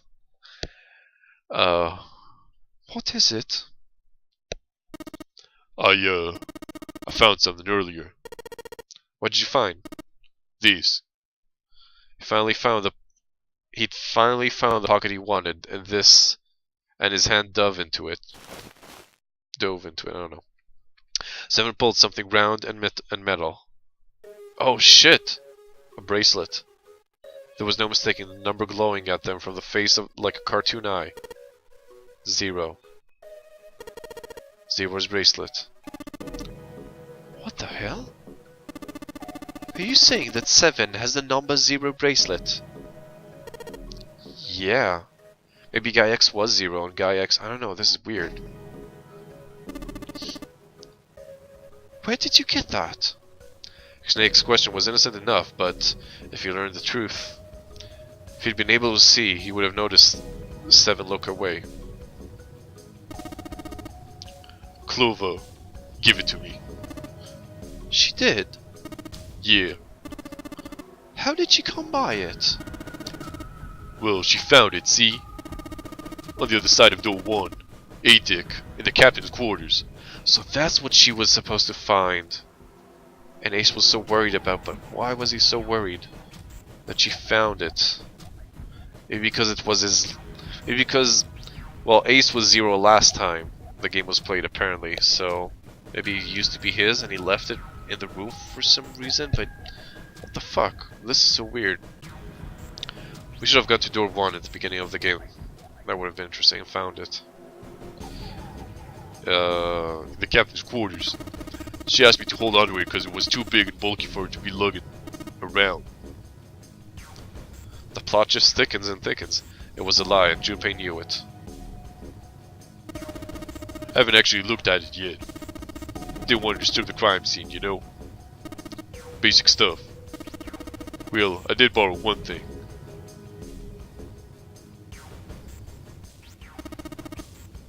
Alright, Junpei. Been nice knowing ya. What? What? 720 is 9. Oh shit, that's right. Come on, man, I'm just kidding. Still, just in case, I want to make sure the Zero bracelet gets picked up by the Red. Snake, give me a hand, alright? Without waiting for a response, he started walking towards the door. Junpei and Snake followed him quietly. Before long, they found themselves in front of the larger of the 2 doors. Seven and Snake had put their palms on the Red. Once they'd done that, Seven put the number 0 bracelet on the scanner panel as well. A third asterisk appeared on the screen. 9. Now they just needed to pull the lever and the door would open.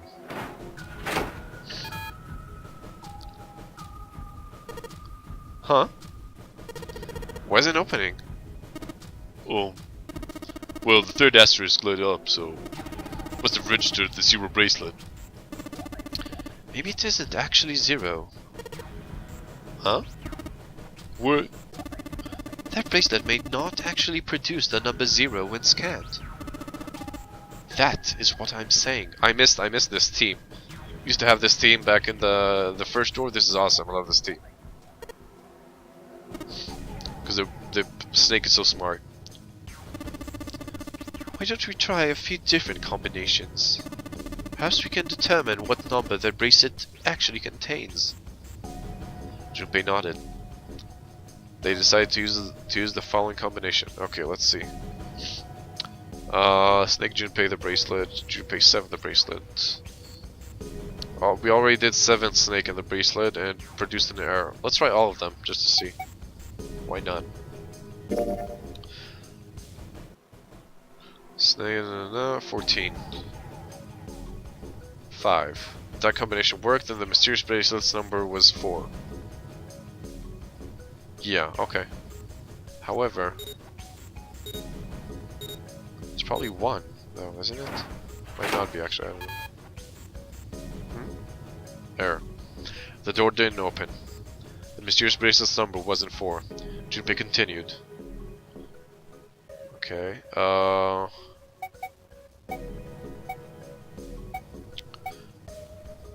why is Snake blind? When did that happen? He was... I don't know, when he was a kid, he was in an accident and he lost... No, actually, I don't remember. Maybe he was born blind? Because he lost his arm back then. Like in an accident, but he might have been born blind, I'm not sure. Skeleton eyes. Sure, let's try Junpei 7 on the bracelet right now. Because I'd rather have Junpei with... rather have 7 with me. That combination worked and the mysterious bracelet's number was 6. Scan their bracelets.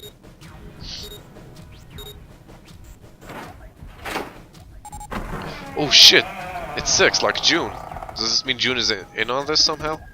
It opened. Yes, so it would seem. 7 clearly hadn't thought their experimentation would produce anything useful and looked rather confused. Can't remember if they say if he lost his eyesight, but he definitely lost his arm in a car accident. Yeah, exactly. Snake was, as usual, calm and smug. The door slid closed. Junpei's forehead furrowed as he thought. That meant the number for the mysterious bracelet was 6. Yeah, math. But how could it be 6? The display on the bracelet clearly showed 0. Maybe one of the... No, actually, no, it doesn't make sense.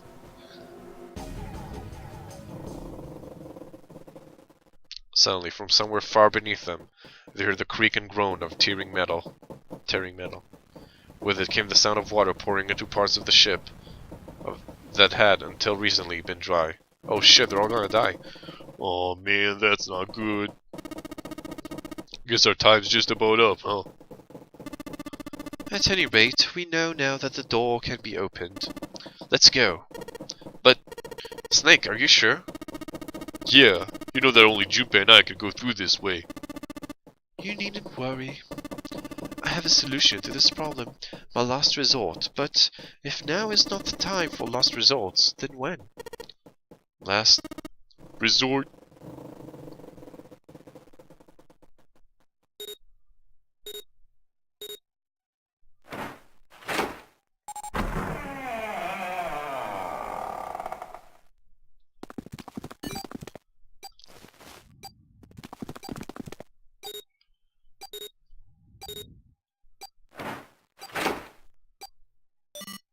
Okay, we're safe. At least that.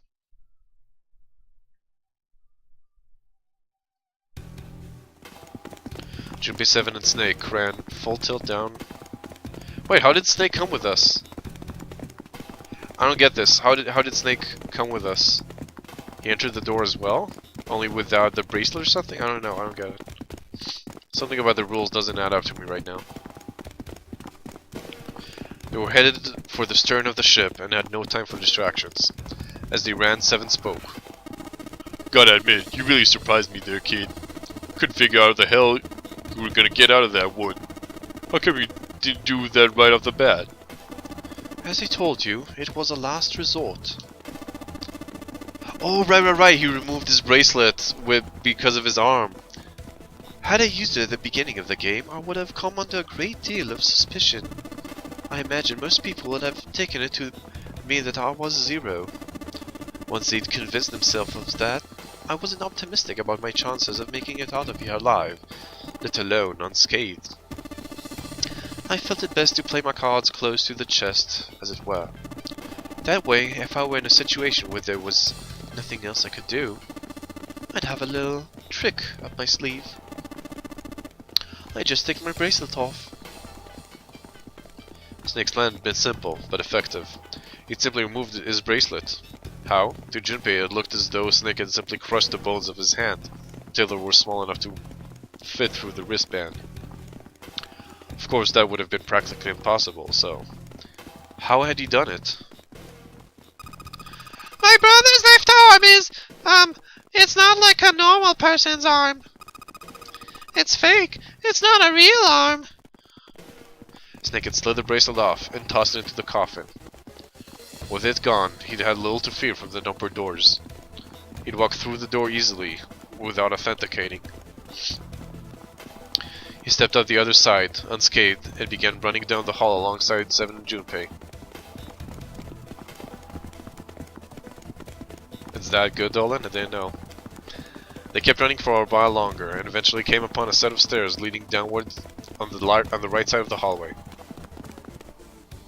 They stopped and peered down the staircase. There's very little chat activity, which I don't know if it means that the game is just really fascinating or people are super bored and gone.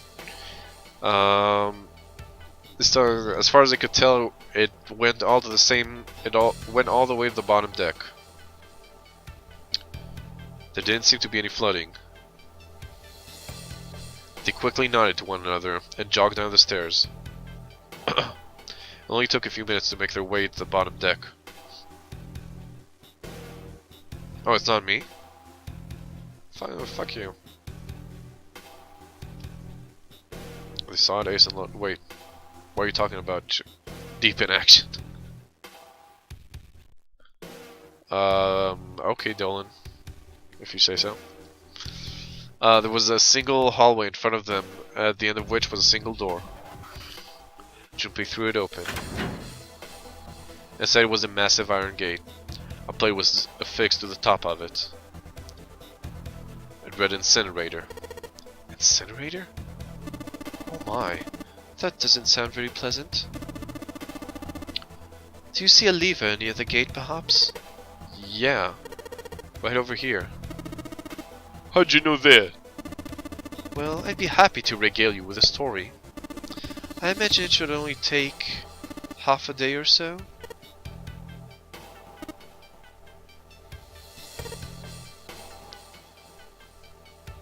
I don't know, you wouldn't notice how relaxing it is to have some person read to you in funny voices because you are the only one that does it. I guess. Oh, you're talking about that. Oh, okay. Oh, okay. I thought you were still on the same subject when you move a subject. Okay, thanks, Dolan. Never mind, I misunderstood. Ugh. Junpei grumbled, gave Snake a dirty look, and jogged over to the lever. If you pull it, the door ought to open. Got it. He pulled the lever down. Well, it's nice to know that it's so relaxing, though, Dolan. That's fun to hear. With the rumble of an ancient motor, the door opened. There was no need to hold back, and no time to hesitate. They pushed their way inside. Standing in front of them were Ace and Lotus. Oh, Chua was wrong, apparently. Ace still held the revolver in his hand. It was still pressed hard against Lotus's temple. A small, dark bruise had begun to form near the tip. Even from several yards away, Junpei could see that Lotus was shaking. She was terrified. But perhaps more interesting was what Junpei saw behind them. 9. Another number 9 door. But why? Why was there another one? The door stopped Junpei in his tracks. It simply shouldn't have been there. As his brain finally began to consider why, the whine of a warning klaxon filled the air, drowning out any thought. Warning! Warning! Emergency incineration command has been acknowledged. Oh, so it does end with some people die and some people escaping. Automatic incineration will take place in 9 minutes. Please evacuate the incinerator immediately.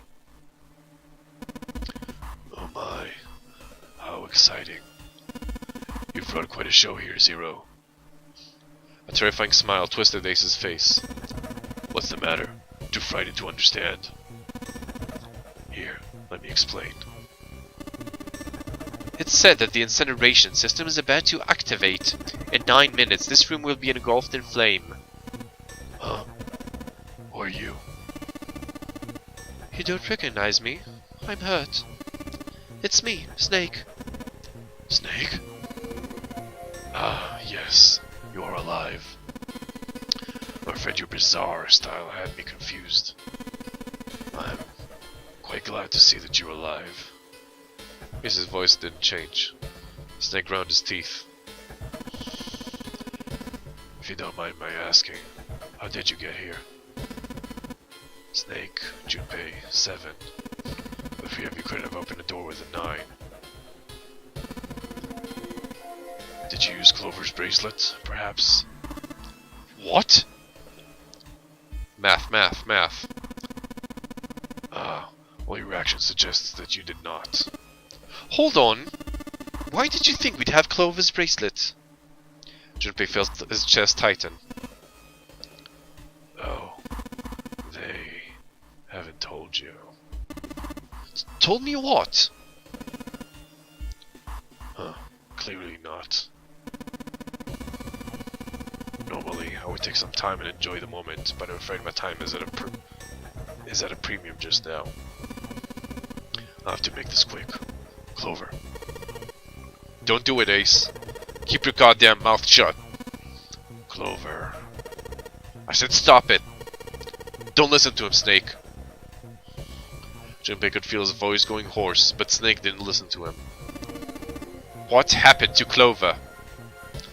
Ace looked at him. The corner of his mouth curled into the hook of a cruel smile. Clover died.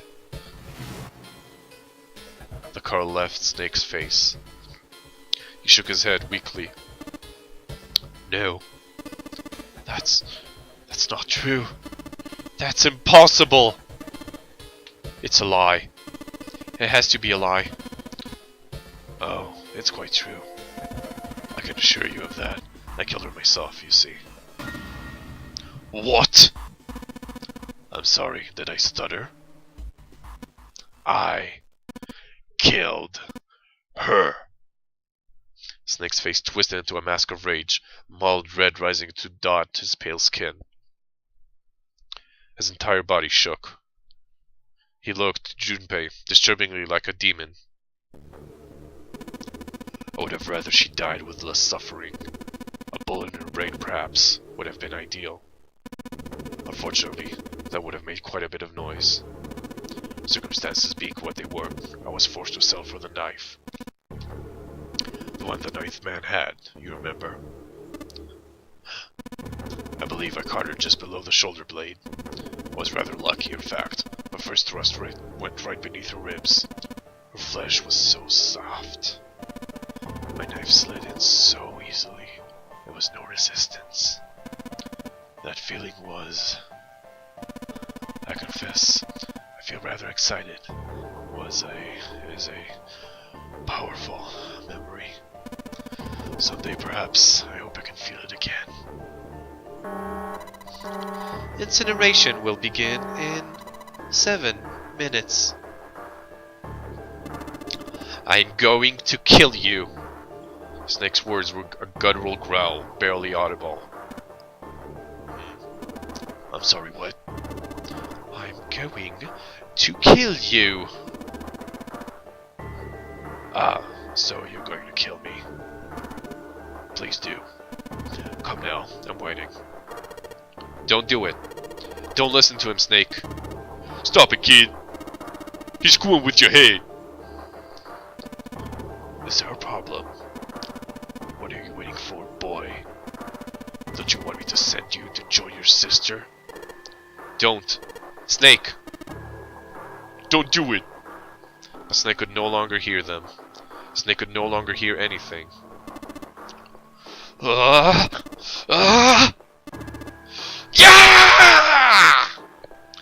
Snake moved like a bolt of lightning. His scream echoed through the incineration chamber, full of rage and despair. Snake! Snake!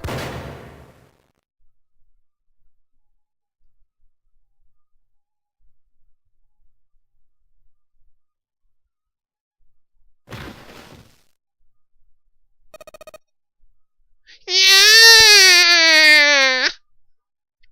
Another scream filled the room. It was Lotus. She ran across the room toward Junpei, her eyes wide with terror. Snake's ill-fated attack had loosened Ace's grip on her, and she'd made a run for it. Berserk mode on. Well, not anymore. She reached Seven and Junpei and ducked behind them. Yeah, well, of course Randracer is still alive. Junpei, oh man, I can't believe Snake is dead. This is the worst ending. This is by far the darkest timeline. Yeah, worst Berserk mode ever. Junpei could feel her fingers on his arm, tight enough to be painful, keeping him between her and Ace. Incineration will begin in 5 minutes. Give me the woman. He raised the gun. I need her. Without her bracelet, I will be unable to open this door. Hey, Pama. Came in right at the right time. Math. Quickly now. I don't have time for shenanigans. In the center of the room, Snake's body lay eerily still. He looked like a human larva, prone and vulnerable on the floor. I see. Then it would seem I have no choice. The rest of you must die as well. Fortunately, I have 5 bullets left. 1 for Junpei, another for Lotus, and the last 3 for that lump of idiotic man you call Seven. I will take Lotus's body with me and leave this room. Incineration will begin in 4 minutes. Well, looks as though our time together is at an end. I'd rather enjoyed playing with you. Goodbye. Junpei could see Ace's finger tighten. He could see it begin to squeeze down on the trigger. His body tensed, preparing for the catastrophic impact of hot lead against human flesh. Then it happened. I love when this game says then it happened. Oh shit! Oh shit! Oh shit! Oh shit, you guys! Oh shit! Oh shit! He's back up. He is back the fuck up. What? No, that's impossible. For the first time, Ace's composure broke. With obvious effort, Snake lunged forward, one step closer to Ace. My whole body is prosthetic. Then another. He looked, for all the world, like a zombie. I'll kill you. I'll kill you. Yeah, Snake is Dracula. His voice was the mournful wailing of the undead. Stay away from me. Get back. Stop. If you come any closer, I'll get away from me. Little by little, Ace was retreating. Snake didn't stop. He continued his stiff and inexorable approach, his eyes twin pools of pure fury. Listen to me. I said, don't come any closer. Shit! You bastard! Ace's revolver leapt 5 times. 5 times, the air in the incinerator was split by the crack of a bullet. Snake's body twitched as 5 clouds of blood and torn flesh leapt into the air across his body. A fine pink mist drifted from his body and disappeared. Snake made a strange sort of choking cough. And then his strength was gone. His legs crumbled and his broken and battered body slid to the floor. Hey Corn, right on time. Incineration will begin in 3 minutes. No, doesn't seem that Snake was 0. I don't know, he was lying for some stuff and we don't know. I don't know, there's still a lot of mysteries in the air. But Snake wasn't done. Even as the pool of blood beneath him grew, he began to move. He half crawled, half slid toward Ace.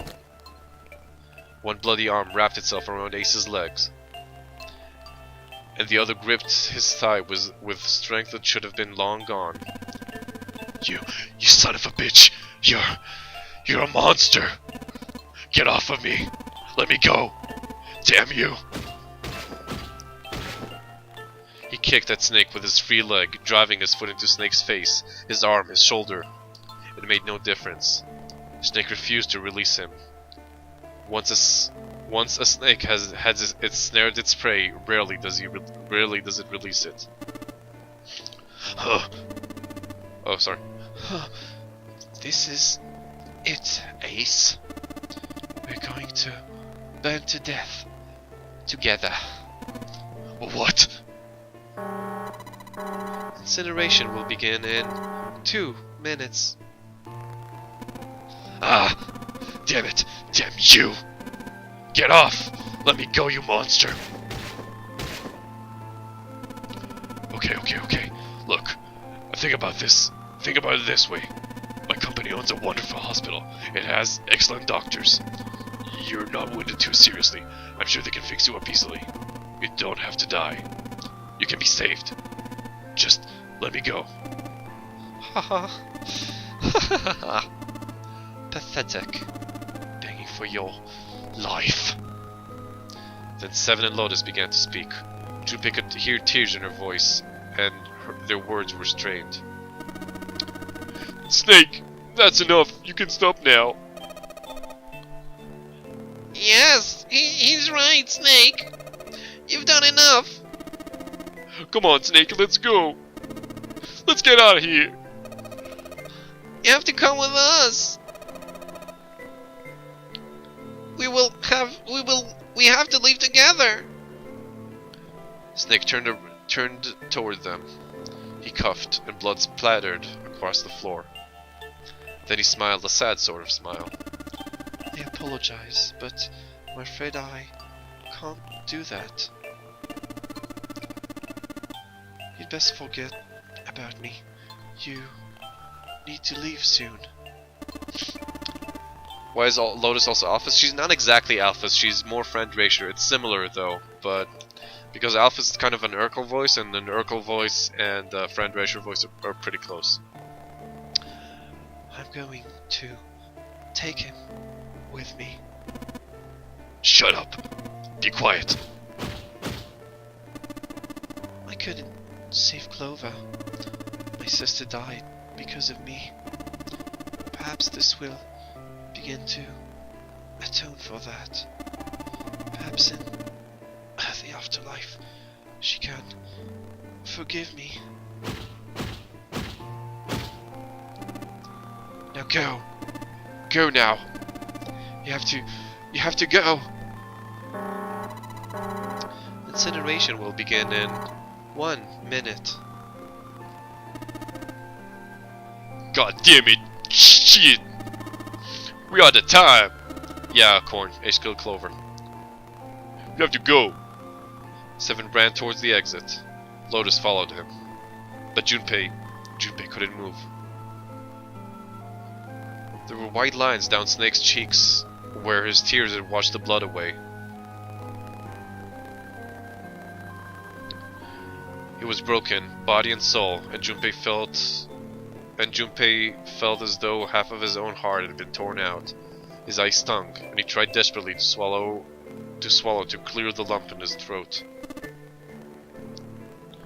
They're so lucky the survivors have the right numbers to get through them. Actually, Chu, well, they're not that lucky because they also have the number 9 bracelet, and they have the number 0, which is actually a number 6 bracelet. So they actually have kind of a lot of options when you think about it.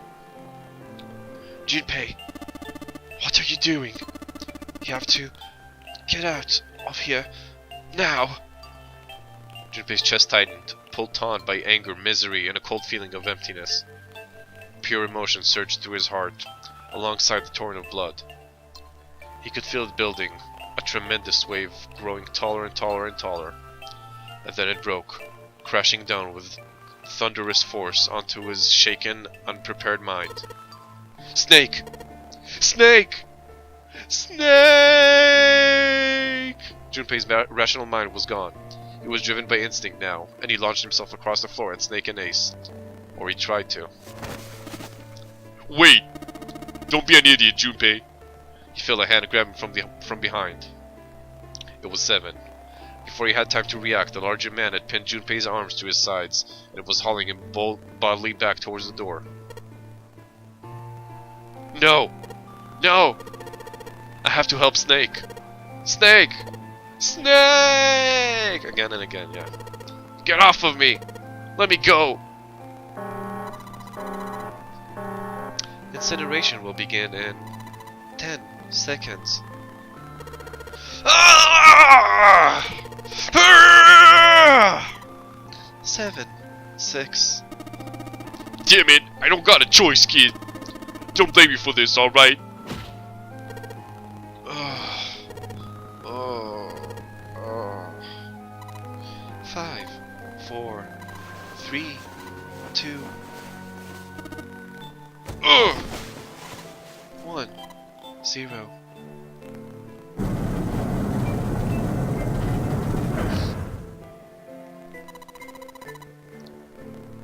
Gates 2 and 3 are locked down. Beginning incineration. Junpei felt Seven's fist bury itself deep in his stomach, and then his legs turned to mush. Seven scooped him up in the same motion and leapt through the door.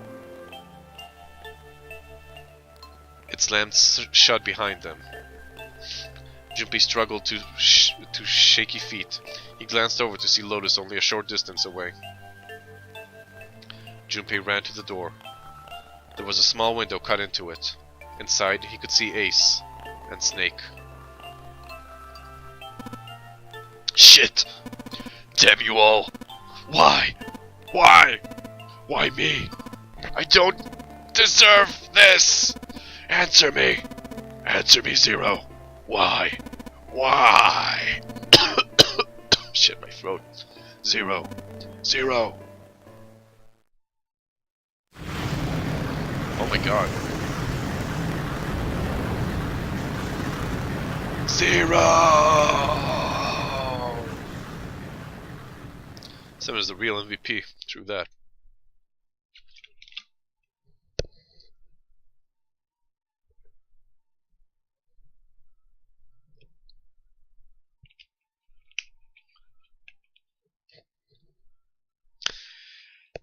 He didn't know how much time passed. He didn't know how long he stood there in front of the incinerator. He looked to the side. Lotus's face was ashen, and if not for the hand she'd put against the wall, Junpei didn't think she could have stood. 7 looked old and tired and used. His eyes stared at the floor, seeing nothing. Junpei said nothing. He simply began to walk toward the open door and the hallway they'd come down earlier. Hey! Wait, Junpei! Junpei, where are you going? He blinked when their voices broke the silence. He stopped. You stay here. I'll go get Santa and June. You gonna bring them here? How? Don't worry about that. Just stay here and wait. Alright? He began to walk again. He looked over his shoulder and watched 7 and Lotus grow smaller and smaller. They stared back, not moving. He wasn't sure if they could. He turned around again. He knew where he was going. Where they'd walked through the hallway earlier, he'd noticed an elevator at the end of the side hallway. If it still worked, then maybe. Before long, Junpei found himself in front of the elevator. Next to the door was a button with a triangle on it. He pushed it, and the door opened.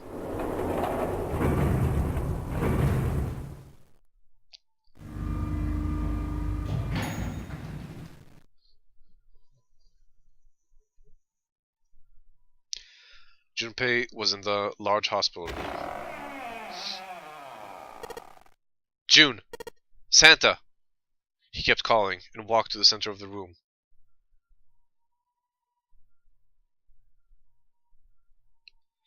But try as he might, he couldn't find them. Ugh, damn it! Where did they go? Increasingly frustrated and increasingly worried, Junpei left the large hospital room. He had no choice. He would have to look for them. Junpei's heart was heavy. He couldn't shake the feeling, but there was a part of him that felt like it would be wrong to, even if he could. With every step he took, his legs felt more and more like lead.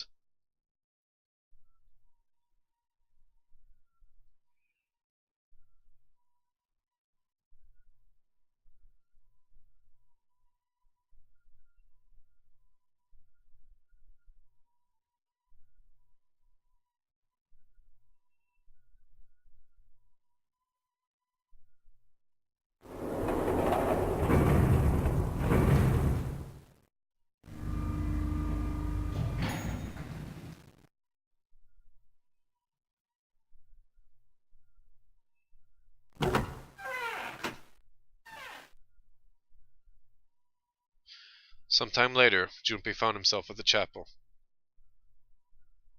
He stepped inside, expecting to find nothing. But there, on the red carpet in the center of the room... June! No, codenames didn't matter any longer. She was Canny. Canny! Junpei cried her name and ran. Like lightning he ran across the room toward her. Oh man. Canny. He stumbled to a stop. As she looked down at her body, lying so still on the floor, he felt the icy grip of fear upon his heart. She was still, so very still. No, no, it couldn't be. It was impossible. Slowly, Junpei bent down toward her. His hands shook, and he felt very cold and very hot at the same time. He forced himself to look. Her back was moving. Slowly, it rose and fell. Relief washed over him. Canny! Junpei reached down and gently, very gently, lifted her up. Canny! Canny! Are you alright? Jumpy? Her face was pale, and her lips were dry and cracked. Her eyes were blank and cloudy. They stared straight at Junpei, but saw nothing. Trembling, Junpei wrapped his arm around her back. She was cold, very cold. Junpei tried to convince himself that it was only his imagination, but she felt as though she were fading away. He could feel his heart pounding frantically in his chest. Oh man, Canny, what the hell happened to you? You feel... Jumpy? I'm sorry. Her face was very faint. I might not make it. No, no way! No way am I gonna let you die. I'm gonna save you, I promise. Thank you, Jumpy. Thank you so much for everything. I was really happy to see you again, Jumpy. Really happy. Don't give me that I was crap. You're gonna see me again lots more times. You've just gotta hang on, alright, Kenny? Jumpy, did you know? You meant a lot to me when we were kids.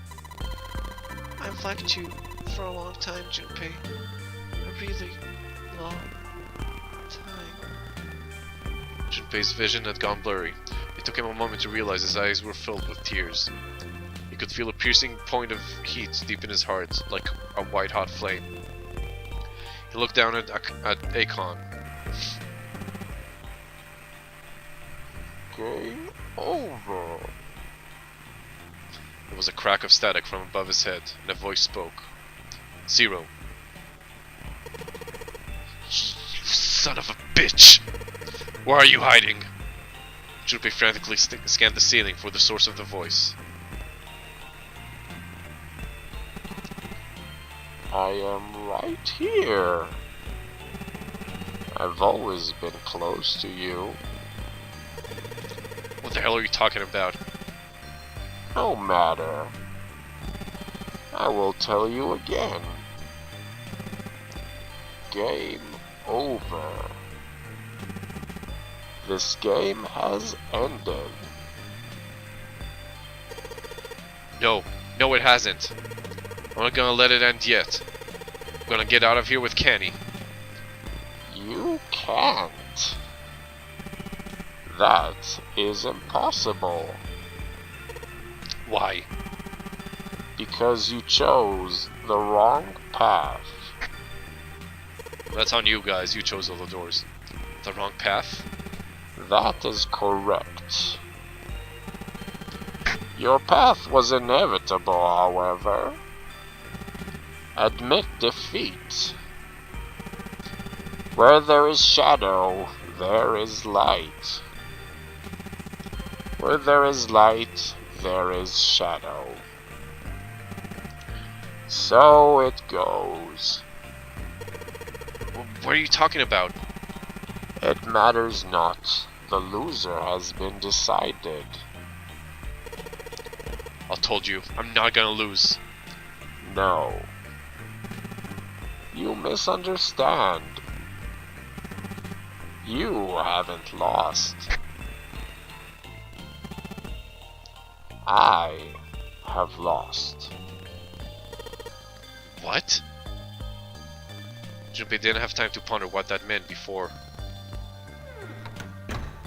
he heard the door slam shut behind him. He spun around. There was no one there. Was it Zero? Kenny, wait here. I'll be right back, I promise. She managed a single nod.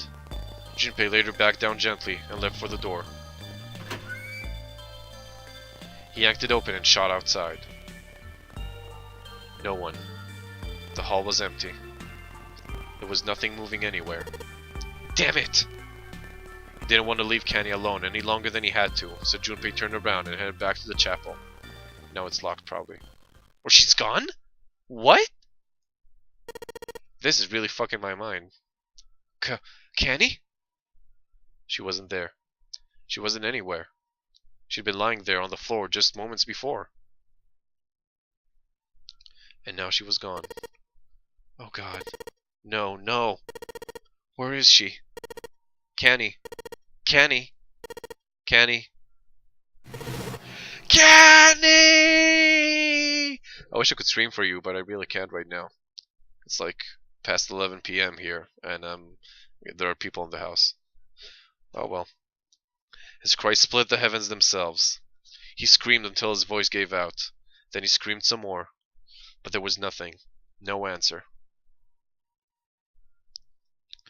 Class at 8 p.m.? Wow. Yeah, 8 p.m. is rough, man.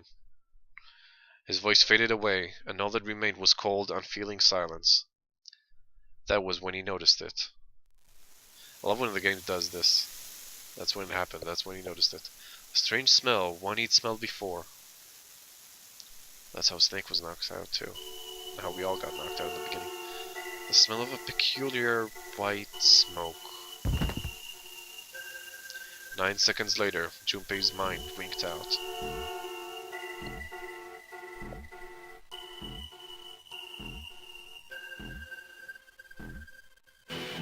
What? Seriously, that's it? That's the end of... That's the end? Wow, worst ending ever. Worst ending ever. Okay, so what? Everybody died? Zero that so we don't know who Zero is, so I guess the game isn't really over. Unless there's like a post-credit scene or something.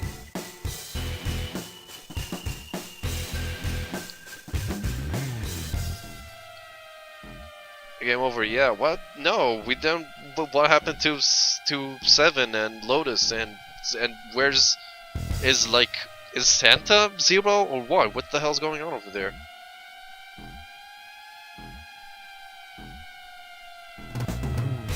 No, the ending.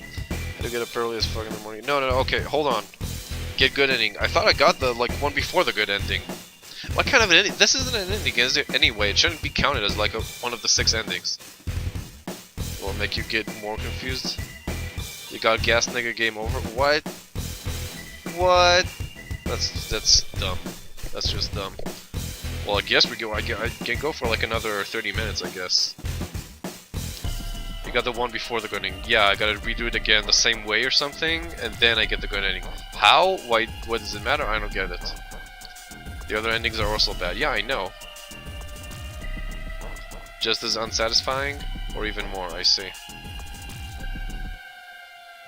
The end. Or is it? Now I can get the real ending.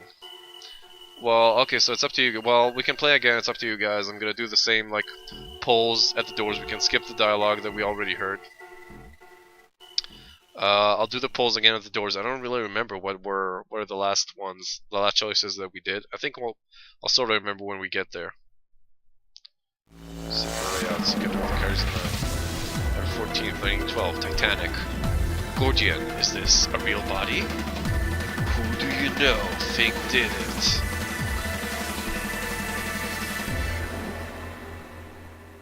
Now, it is time. Let our game begin. You have reached one ending. This game has multiple endings. In order to experience all the endings, you need to save. Now. Okay, dude. Once you've saved, you can restart the game with information you've acquired in this playthrough saved. Once you begin the game again, you can skip through text you've already seen. Simply press right on the control pad button to fast forward through lines you've already read. Once you reach lines you haven't seen or new choices, it will automatically stop. Memory of Escape has been added to the title screen. Memory of Escape enables you to play the stages you have completed. It is recommended to save after this in order to unlock Memory of Escape. Yeah, fine, I'll save. Let's keep information good. I don't get it, like, is there any, like, actual logic to this? Like, is it a different timeline? Is it, how does Junpei have like information from a previous game? Fuck it, I'm not gonna mess with this. Whatever. Okay. If you restart the game, it will still start at the beginning. Did you return your save file? Yeah, sure, I'll save. Saving. There's some sort of logic to get the good ending. There is a logic? Okay, well, we'll see it. Oh boy. Begin with memories. Memories of the escape. Preview? What? What's going on here? What's the preview? That's a preview. Okay, that's what we just saw.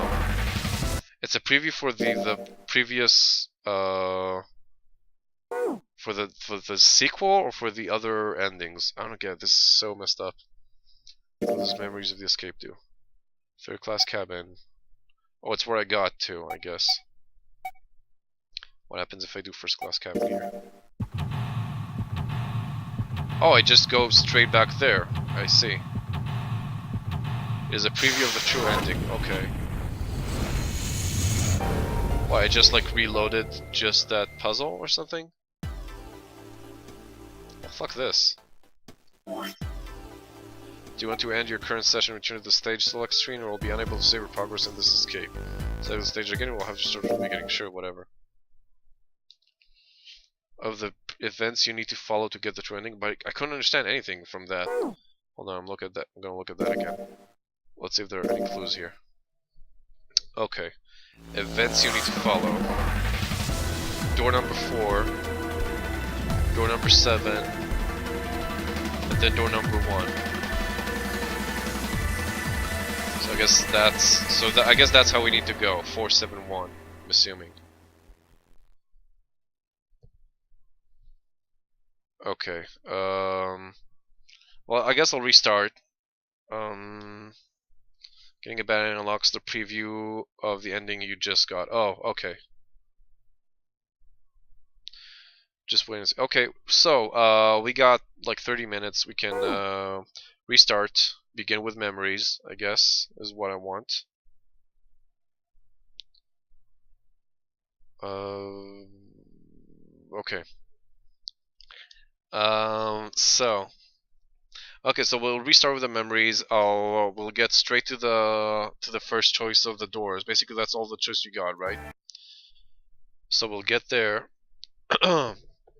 We'll go there, and then I'll do the poll again, and we'll see which door you guys want me to take.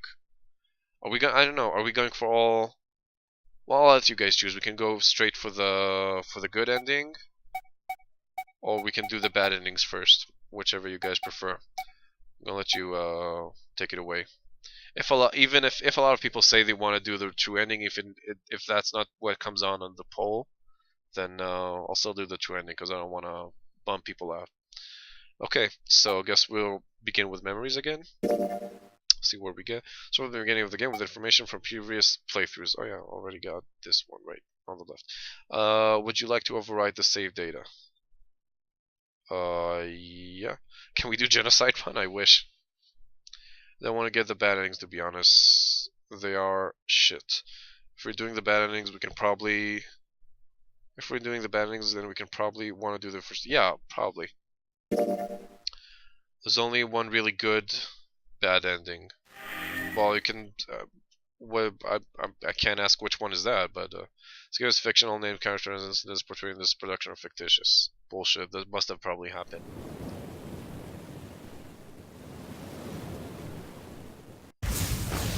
Okay, I'm just pressing right. Oh, this is nice. Yeah, this is kind of nice. Okay, so I can chat with you. So, Forger, I think we went to the... Wait, do I actually need to redo the puzzle too? I think I do. Don't really remember it, but we'll see what's going on. Okay, let's see if we need to redo the puzzle. Yeah, okay, we still really need to redo the puzzle. Let's see if I remember this. Something in here. Grab the key. Speed threats, make it on Awesome Games Done Quick, sure.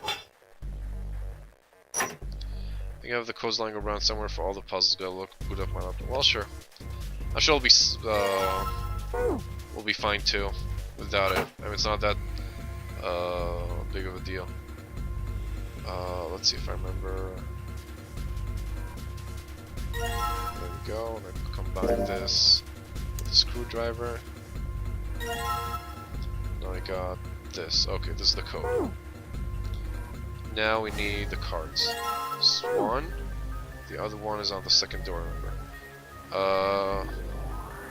The key in the mirror? Is that, are we talking about? Oh, you're right about this. Awesome.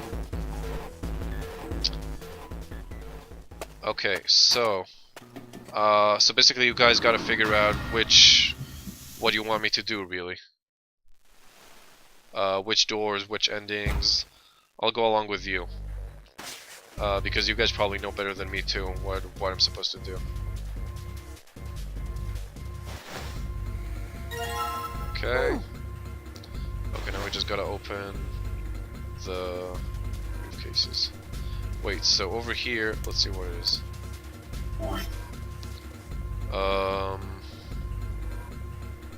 Okay, so the blue one is just stick with June all the time.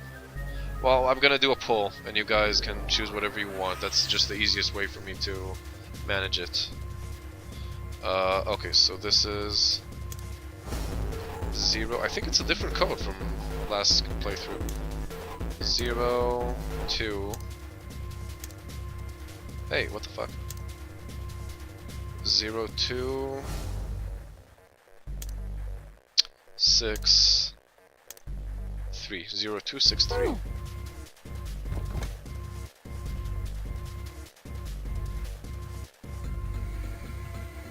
Oh, come on, the key. Okay. Sorry, 0, 2, 6, 3. Awesome. Oh, code is the same? Huh. Just bad memory, I guess.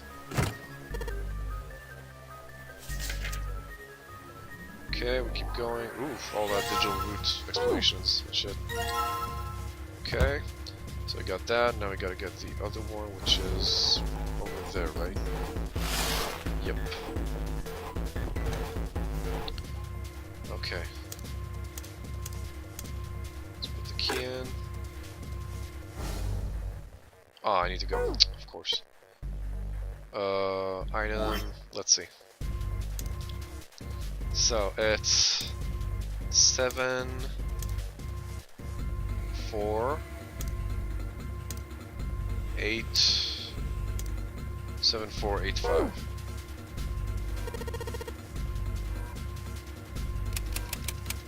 Seven, 4, 8, 5. Awesome. I recommend you to get the real ending. You will get bored if you try to get all the bad endings. Well, I know, like the different puzzles and stuff could be fun, I guess. Again, it's all up to you guys. I'm here for you. If you guys think it's gonna be boring to do all of the 4 bad endings, then we can go straight to the good ending. Otherwise, I don't mind. I'll be fine. Like, if you guys want to see something and you think it'll be boring for me, don't worry about it. I'm here for you guys. Okay, now. These cards, blah blah blah.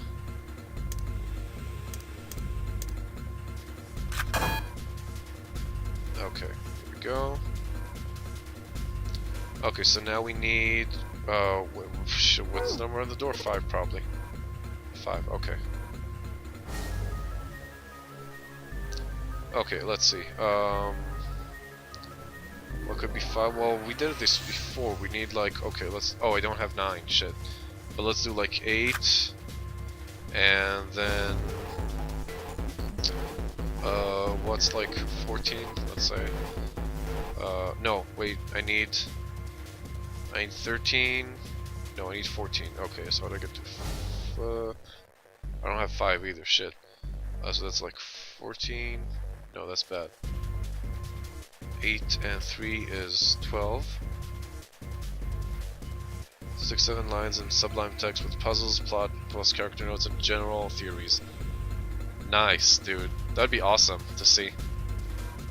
If it was like hand scribble, like in the movie 7, that would be awesome. Shit. Okay, I'm bad at math. Hold on. 8 and 1 and 6. Actually, no. 8 and 2 and 6, I think.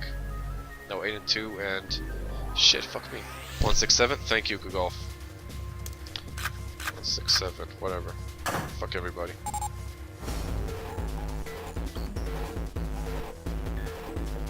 Okay. Let's go. Okay, got it. So we keep going. I think there's no other puzzle because I'm gonna meet them soon. All the guys. Oh, look at us. We used to be so happy together.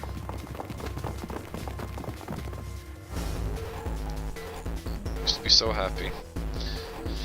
But it all changed when the Fire Nation attacked. Okay, last time I think we went to door... Well, I remember we went to the one without her. Without June. I remember there was like this whole deal about whether to leave June or not, and we ended up insisting on us going to the other door with who was it, with Seven and Snake, I think. And then Ace was transferred, so I think that's what happened. We'll see. I was through door 5 last time with the corpse of the 9th man. Yeah, that's right. You're right. You're absolutely right. That also helps. There are only door 4 and 5 here? Aren't there 3 doors? Prince? Oh, that's funny that you just called Prince in the beginning. Okay, right. These... I wonder where exactly this new memories information, like how does it even work? There's absolutely no sense in the way that I'm supposed to regain memories, like what? Like, so Junpei is basically a time traveler? And he can just like go back in time, like at that ending he just decided to, after he woke up or whatever, or his mutant instincts kicked in and he went back in time and he's redoing this with the memories that he already has or something? That's the best explanation I can give. Also kind of have to pee. So I think once I'll put on the poll, I'll go pee. As soon as I get there. Actually, I could have done that already, but yeah, might as well. Let's do that now, and then I'll go pee just for a second. Okay. Which door? And if I remember correctly, there's 4, 5, and 7 here, right? I just want to make sure. Which are the doors before we do it? Actually, no. Actually, 5 is not an option, or is it an option? Because we can still. I know. I'm gonna put on 5 anyway, because I don't know what's supposed to happen here. Because maybe like we can take 5, but then we need to take the 2 other doors. But even though the preview here was 4, it started with 4. I remember. I don't know. Should put something heavy. Yeah, it's called my finger, dude. That's the heavy thing I'm putting on the keyboard. Okay, so here we go. So, wait, which pair for what? Fuck, whatever. Oh, they're all actually good, aren't they? I don't remember. Which pair? What with me? Like, which pair would open this door? I don't know. 5, it's like me, and then I need. Yeah, actually, they're all 9, so it doesn't matter. Yeah, it doesn't matter. Whatever, Snake and 7. I like those guys. Oh, Snake. Snake, 7, you think you could give me a hand here? The pun was a little too on the nose, but the mood was still grim. Both Snake and 7 lifted their left hand silently. Yeah, I can't skip this. We can't do door 5 if we want to do the true ending, but we can get a bad ending later on. Just back your save at the next door choice. I guess. I mean, again, there's no save states here, so...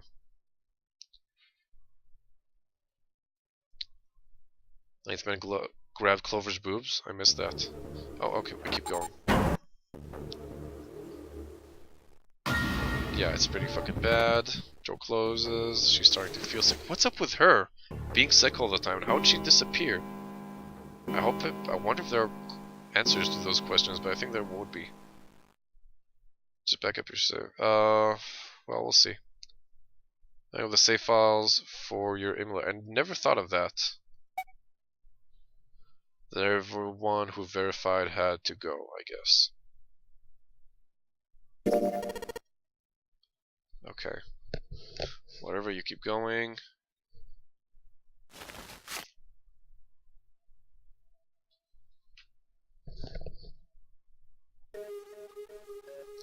Okay. Oh shit, I missed again which doors we have here. We got 4, 5, and... I know, again, it's up to you. 4, 5, and what? I think it's 7, but I'm not sure. Is there even a third door?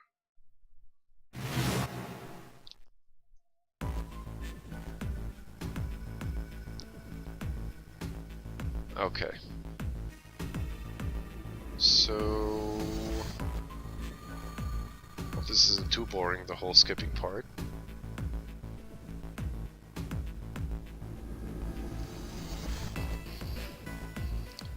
What were their digital... Seriously, you're asking me this? It's probably 4, but I'm just gonna make sure anyway. Let's see, A3 is 12, plus 6 is 18, plus 5. Wait, no, what? Yeah, no, it's 11. A3 is 11, that's 17, plus 5, that's 22. 2 is 4.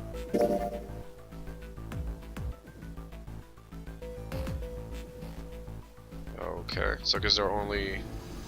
Yeah, 2 options. Okay, so I'm gonna put it on this poll. Only 2 doors. And...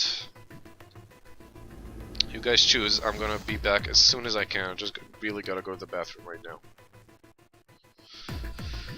Be right back, you guys. Right back.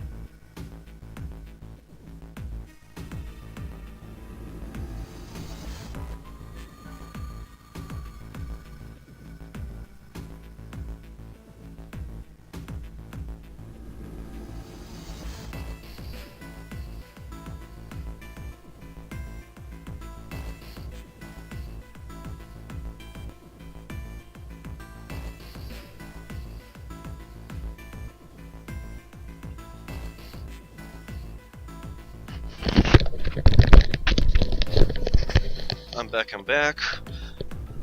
Sorry for the. Actually, remember the last time it was a tie, right? Sorry for the time it took me, but I remember the last time this room was a perfect tie, wasn't it? I think I was the one to go into door door 5. I think Chua made it a tie between 4 and 5, and then I chose 5, I think, because I wanted to see the dead body. Okay, let's make sure now. Oh yeah, by a long shot. Who actually voted for 5? I'm dying to know who actually voted for 5. One guy, it's 3-1. One guy voted for 5, and I'd love to know who did that. Okay, so 4 it is. Let's go. Decided that door 4 would be fine. He would go through door 4 with Lotus, Santa, and June. Why had Junpei even considered doing otherwise? He would be there for June. For Akon Kurashiki. That seemed good. He felt it was the right choice to make. So I guess it did choose the wrong path. Huh. Because it wasn't with her or something? He made no shows of affection, but Junpei saw her as something more than just a friend from his childhood. He watched the other 4 walk toward their door. Ace, Snake, Clover, and 7. Junpei said nothing as they left. Before long, they had reached door 5. They talked to one another for a few seconds, saying things Junpei couldn't hear, and then laid their hands, one by one, on the scanner panel of the red.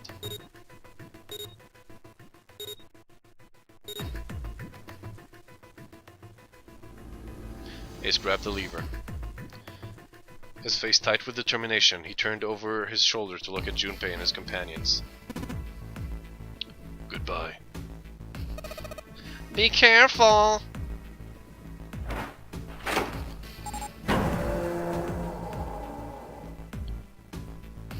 As Ace pulled the lever, the door swung open, the mouth of a great, hungry beast. Beyond the door, Junpei knew, lay the sad remains of the 9th man. It did not surprise him that Ace, Clover, and 7 hesitated. The body was not a pleasant thing. Snake had no such problems, as his blindness made him immune to the horror. He stepped through the door, his feet making a wet splack in the pool of blood.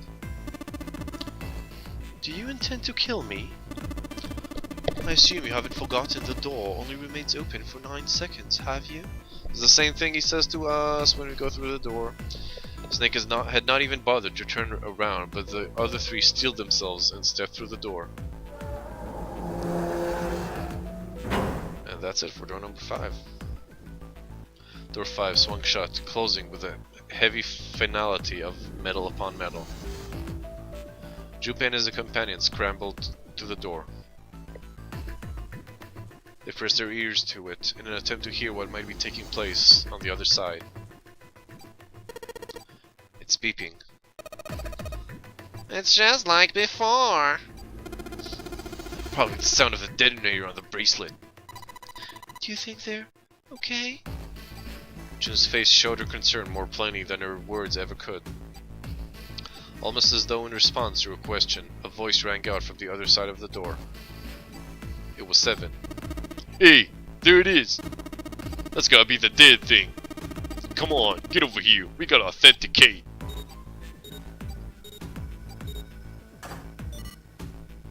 Good job, the beeping stopped. The sighs of relief were audible even through the heavy door. Phew! Looks like it stopped. Junpei and his companions leaned away from the door and breathed a collective sigh of relief of their own. Hey guys, are you doing alright over there? They'd heard 7's voice, but it wouldn't hurt to be sure. Yep, we're fine. Despite the recent danger, Clover's voice was as bubbly as ever. Well, that's before she died. Oh hey, I'm gonna tell you about this whole dead thing, okay? The dead is just like the red, but the color's different. You know how the red was red? Well, the dead is blue. Other than that, it's just like the red. Authenticating is the same too. Awesome, thanks. That helps a lot. Well, we should probably move on now. You be careful out there. Roger that.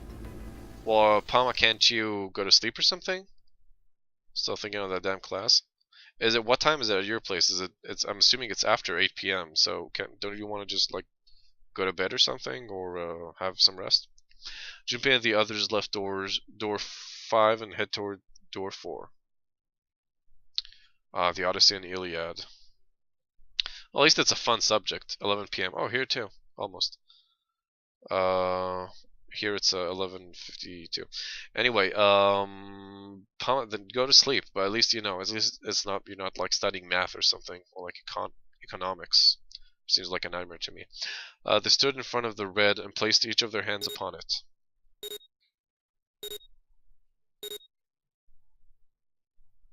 4 asterisks appeared on the screen. Junpei grabbed the lever and turned around. Had dinner 30 minutes. Oh, okay. Well, just try, I don't know, lay in bed and chill a bit or something. You guys ready? Yeah. Sure. Let's go. None of them looked particularly optimistic, but their faces were set. Junpei, yeah, Gogolf, I've had dinner. That's pretty normal for me too. Actually, I haven't finished my dinner. I started it before I went streaming, but I didn't want to be late, so I still got the sandwich and a half cup of cocoa waiting for me in a couple minutes. Supper? What's the difference between supper and dinner? Gogolf. I don't know. Well, I should probably save, actually, if we're gonna get stuck in there soon. Because I can't save during the... Oops. Can't save during the when we need to escape a room, and I'm up in like 5 minutes. I think I'll go. With strength and determination, he pulled the lever.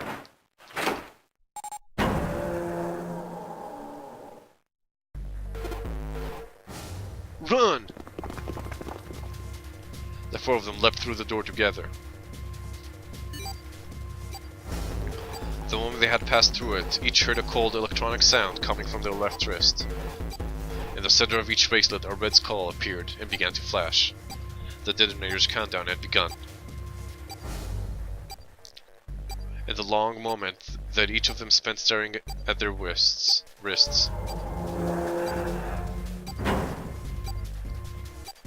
the numbered door behind them closed, the sound of metal on metal reverberating down the hallway.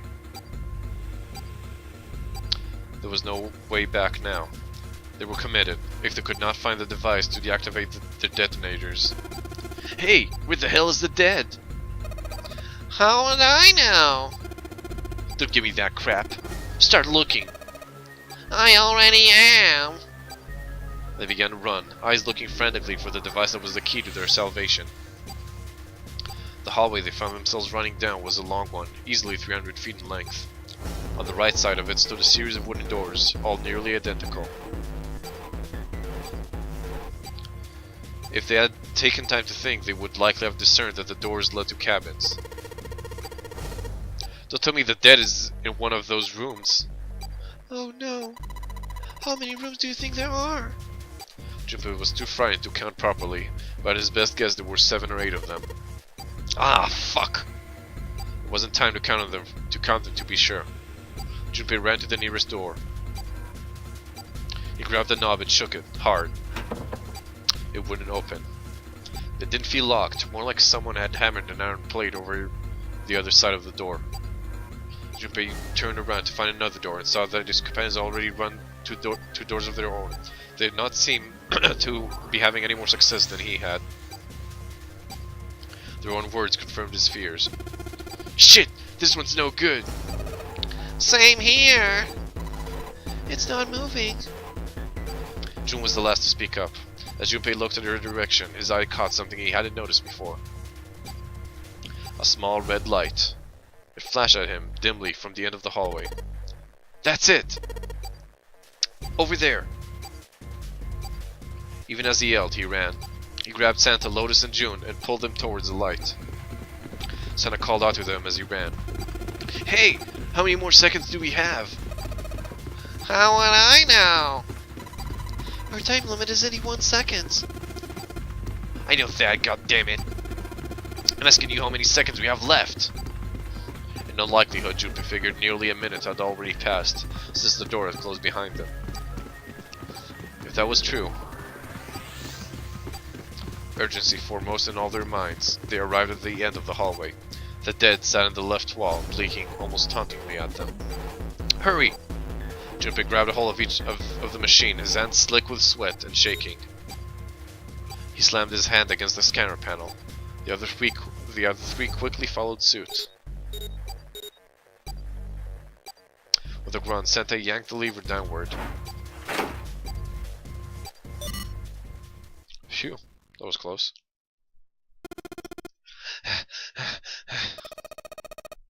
We saw the case of the bomb detonated if you took too long to read this part. Yeah, I thought about it too, Golf. Actually be kind of funny, I think, and fun.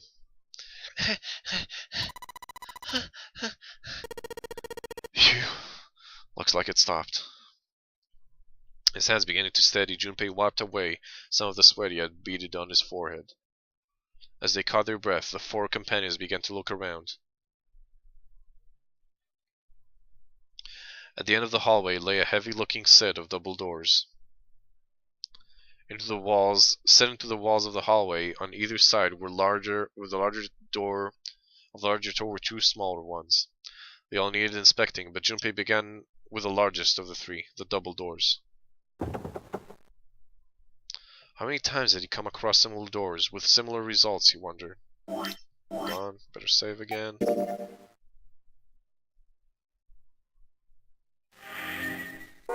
Okay. He wondered. Or perhaps, he corrected himself, more a lack of results. Whatever the reason, the door remained firm and unyielding, and refused to allow Junpei, or anyone else, passage. Near the handle was a small keyhole. Above the keyhole was a small symbol, engraved in the brass. Mail? He wasn't quite sure what to make of it, and stared at it for a moment in confusion. It was June that corrected him. No, that's not the symbol for mail. That's probably the symbol of Mars. Well, technically they are the same symbol. But I saw a number of similar symbols near the main stairway. The symbols of the solar system. The Sun, Saturn, the Earth. At least, that's what I'm assuming. So this isn't the man symbol, it's a symbol for Mars? I think so, yes. While Junpei and June talked, Santa had disappeared. They turned to find him some distance down the hallway.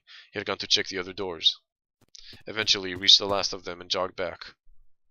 It took him only a moment to catch his breath again. Here's the deal. None of the other doors open. Then that must mean... We only have 2 more doors. Lotus examined the doors on either side of the larger double door. Each one had a metal plate attached to it. Junpei figured they were probably room numbers. Also, Palma and Backcountry, have you ever read or even part of the Shahnameh? It's that old Persian epic, which I read a part of and it was pretty cool actually. I think it's called Shahnameh in Farsi or something. Junpei figured they were probably room numbers. The door to the left read B92. And the door on the right proclaimed that it led to B93. Alright, let's open them. Yeah. Junpei put his hands on the doorknob for the door that said room 92. Santa moved through the door to room 93. They'd made it through numbered doors alive. The numbered door alive, there was nothing more to be afraid of. Junpei and Santa looked at each other and nodded. 1, 2, 3. In unison, they pushed against their respective doors, and promptly found themselves in a new room. June followed Junpei as he threw open his door. They turned around and saw that the door on the other side was open as well. Through the door was another person, his mouth agape. It was Santa. Hey, it opened. There's a lot of cliches. It's kind of samey in a lot of ways. Epic poetry, especially. Yeah, I get that, Backcountry. You're right. They're all made from the same legends in the end, or something like that, or similar legends. Juby and Santa looked at each other. They had not expected that the doors to yield so easily. Lotus's calm voice broke into their thoughts. Maybe this is all part of Zero's plan? I can't say I enjoy being treated like someone's puppet. As she headed for room 93, Lotus continued. Well, now we have these 2 rooms. I'm sure there's something in there that will help us get out of here. Let's find it. Santa and I will search this room. Junpei and June, search the other one. Alright, Okay. and here we go.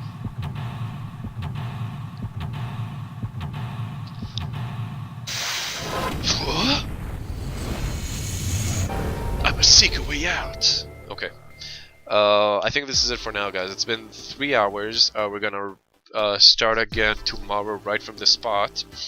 Over here. If I remember correctly, I should be on for tomorrow. Yeah, I think I'm doing Tuesday, Wednesday, and Friday this week.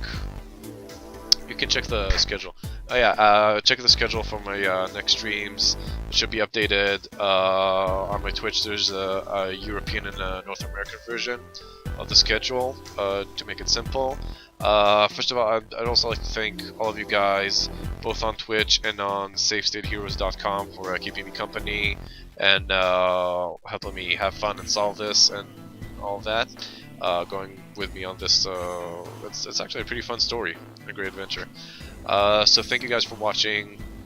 Again, I would really, I know I always say this, but I would honestly really appreciate if you guys could, I don't know, tell your friends, tell other people, follow me on Twitch or on Twitter or Steam or YouTube or whatever, just whatever you can help me, I don't know, get other people to, whatever you can do, I would really appreciate it. It would really help me out.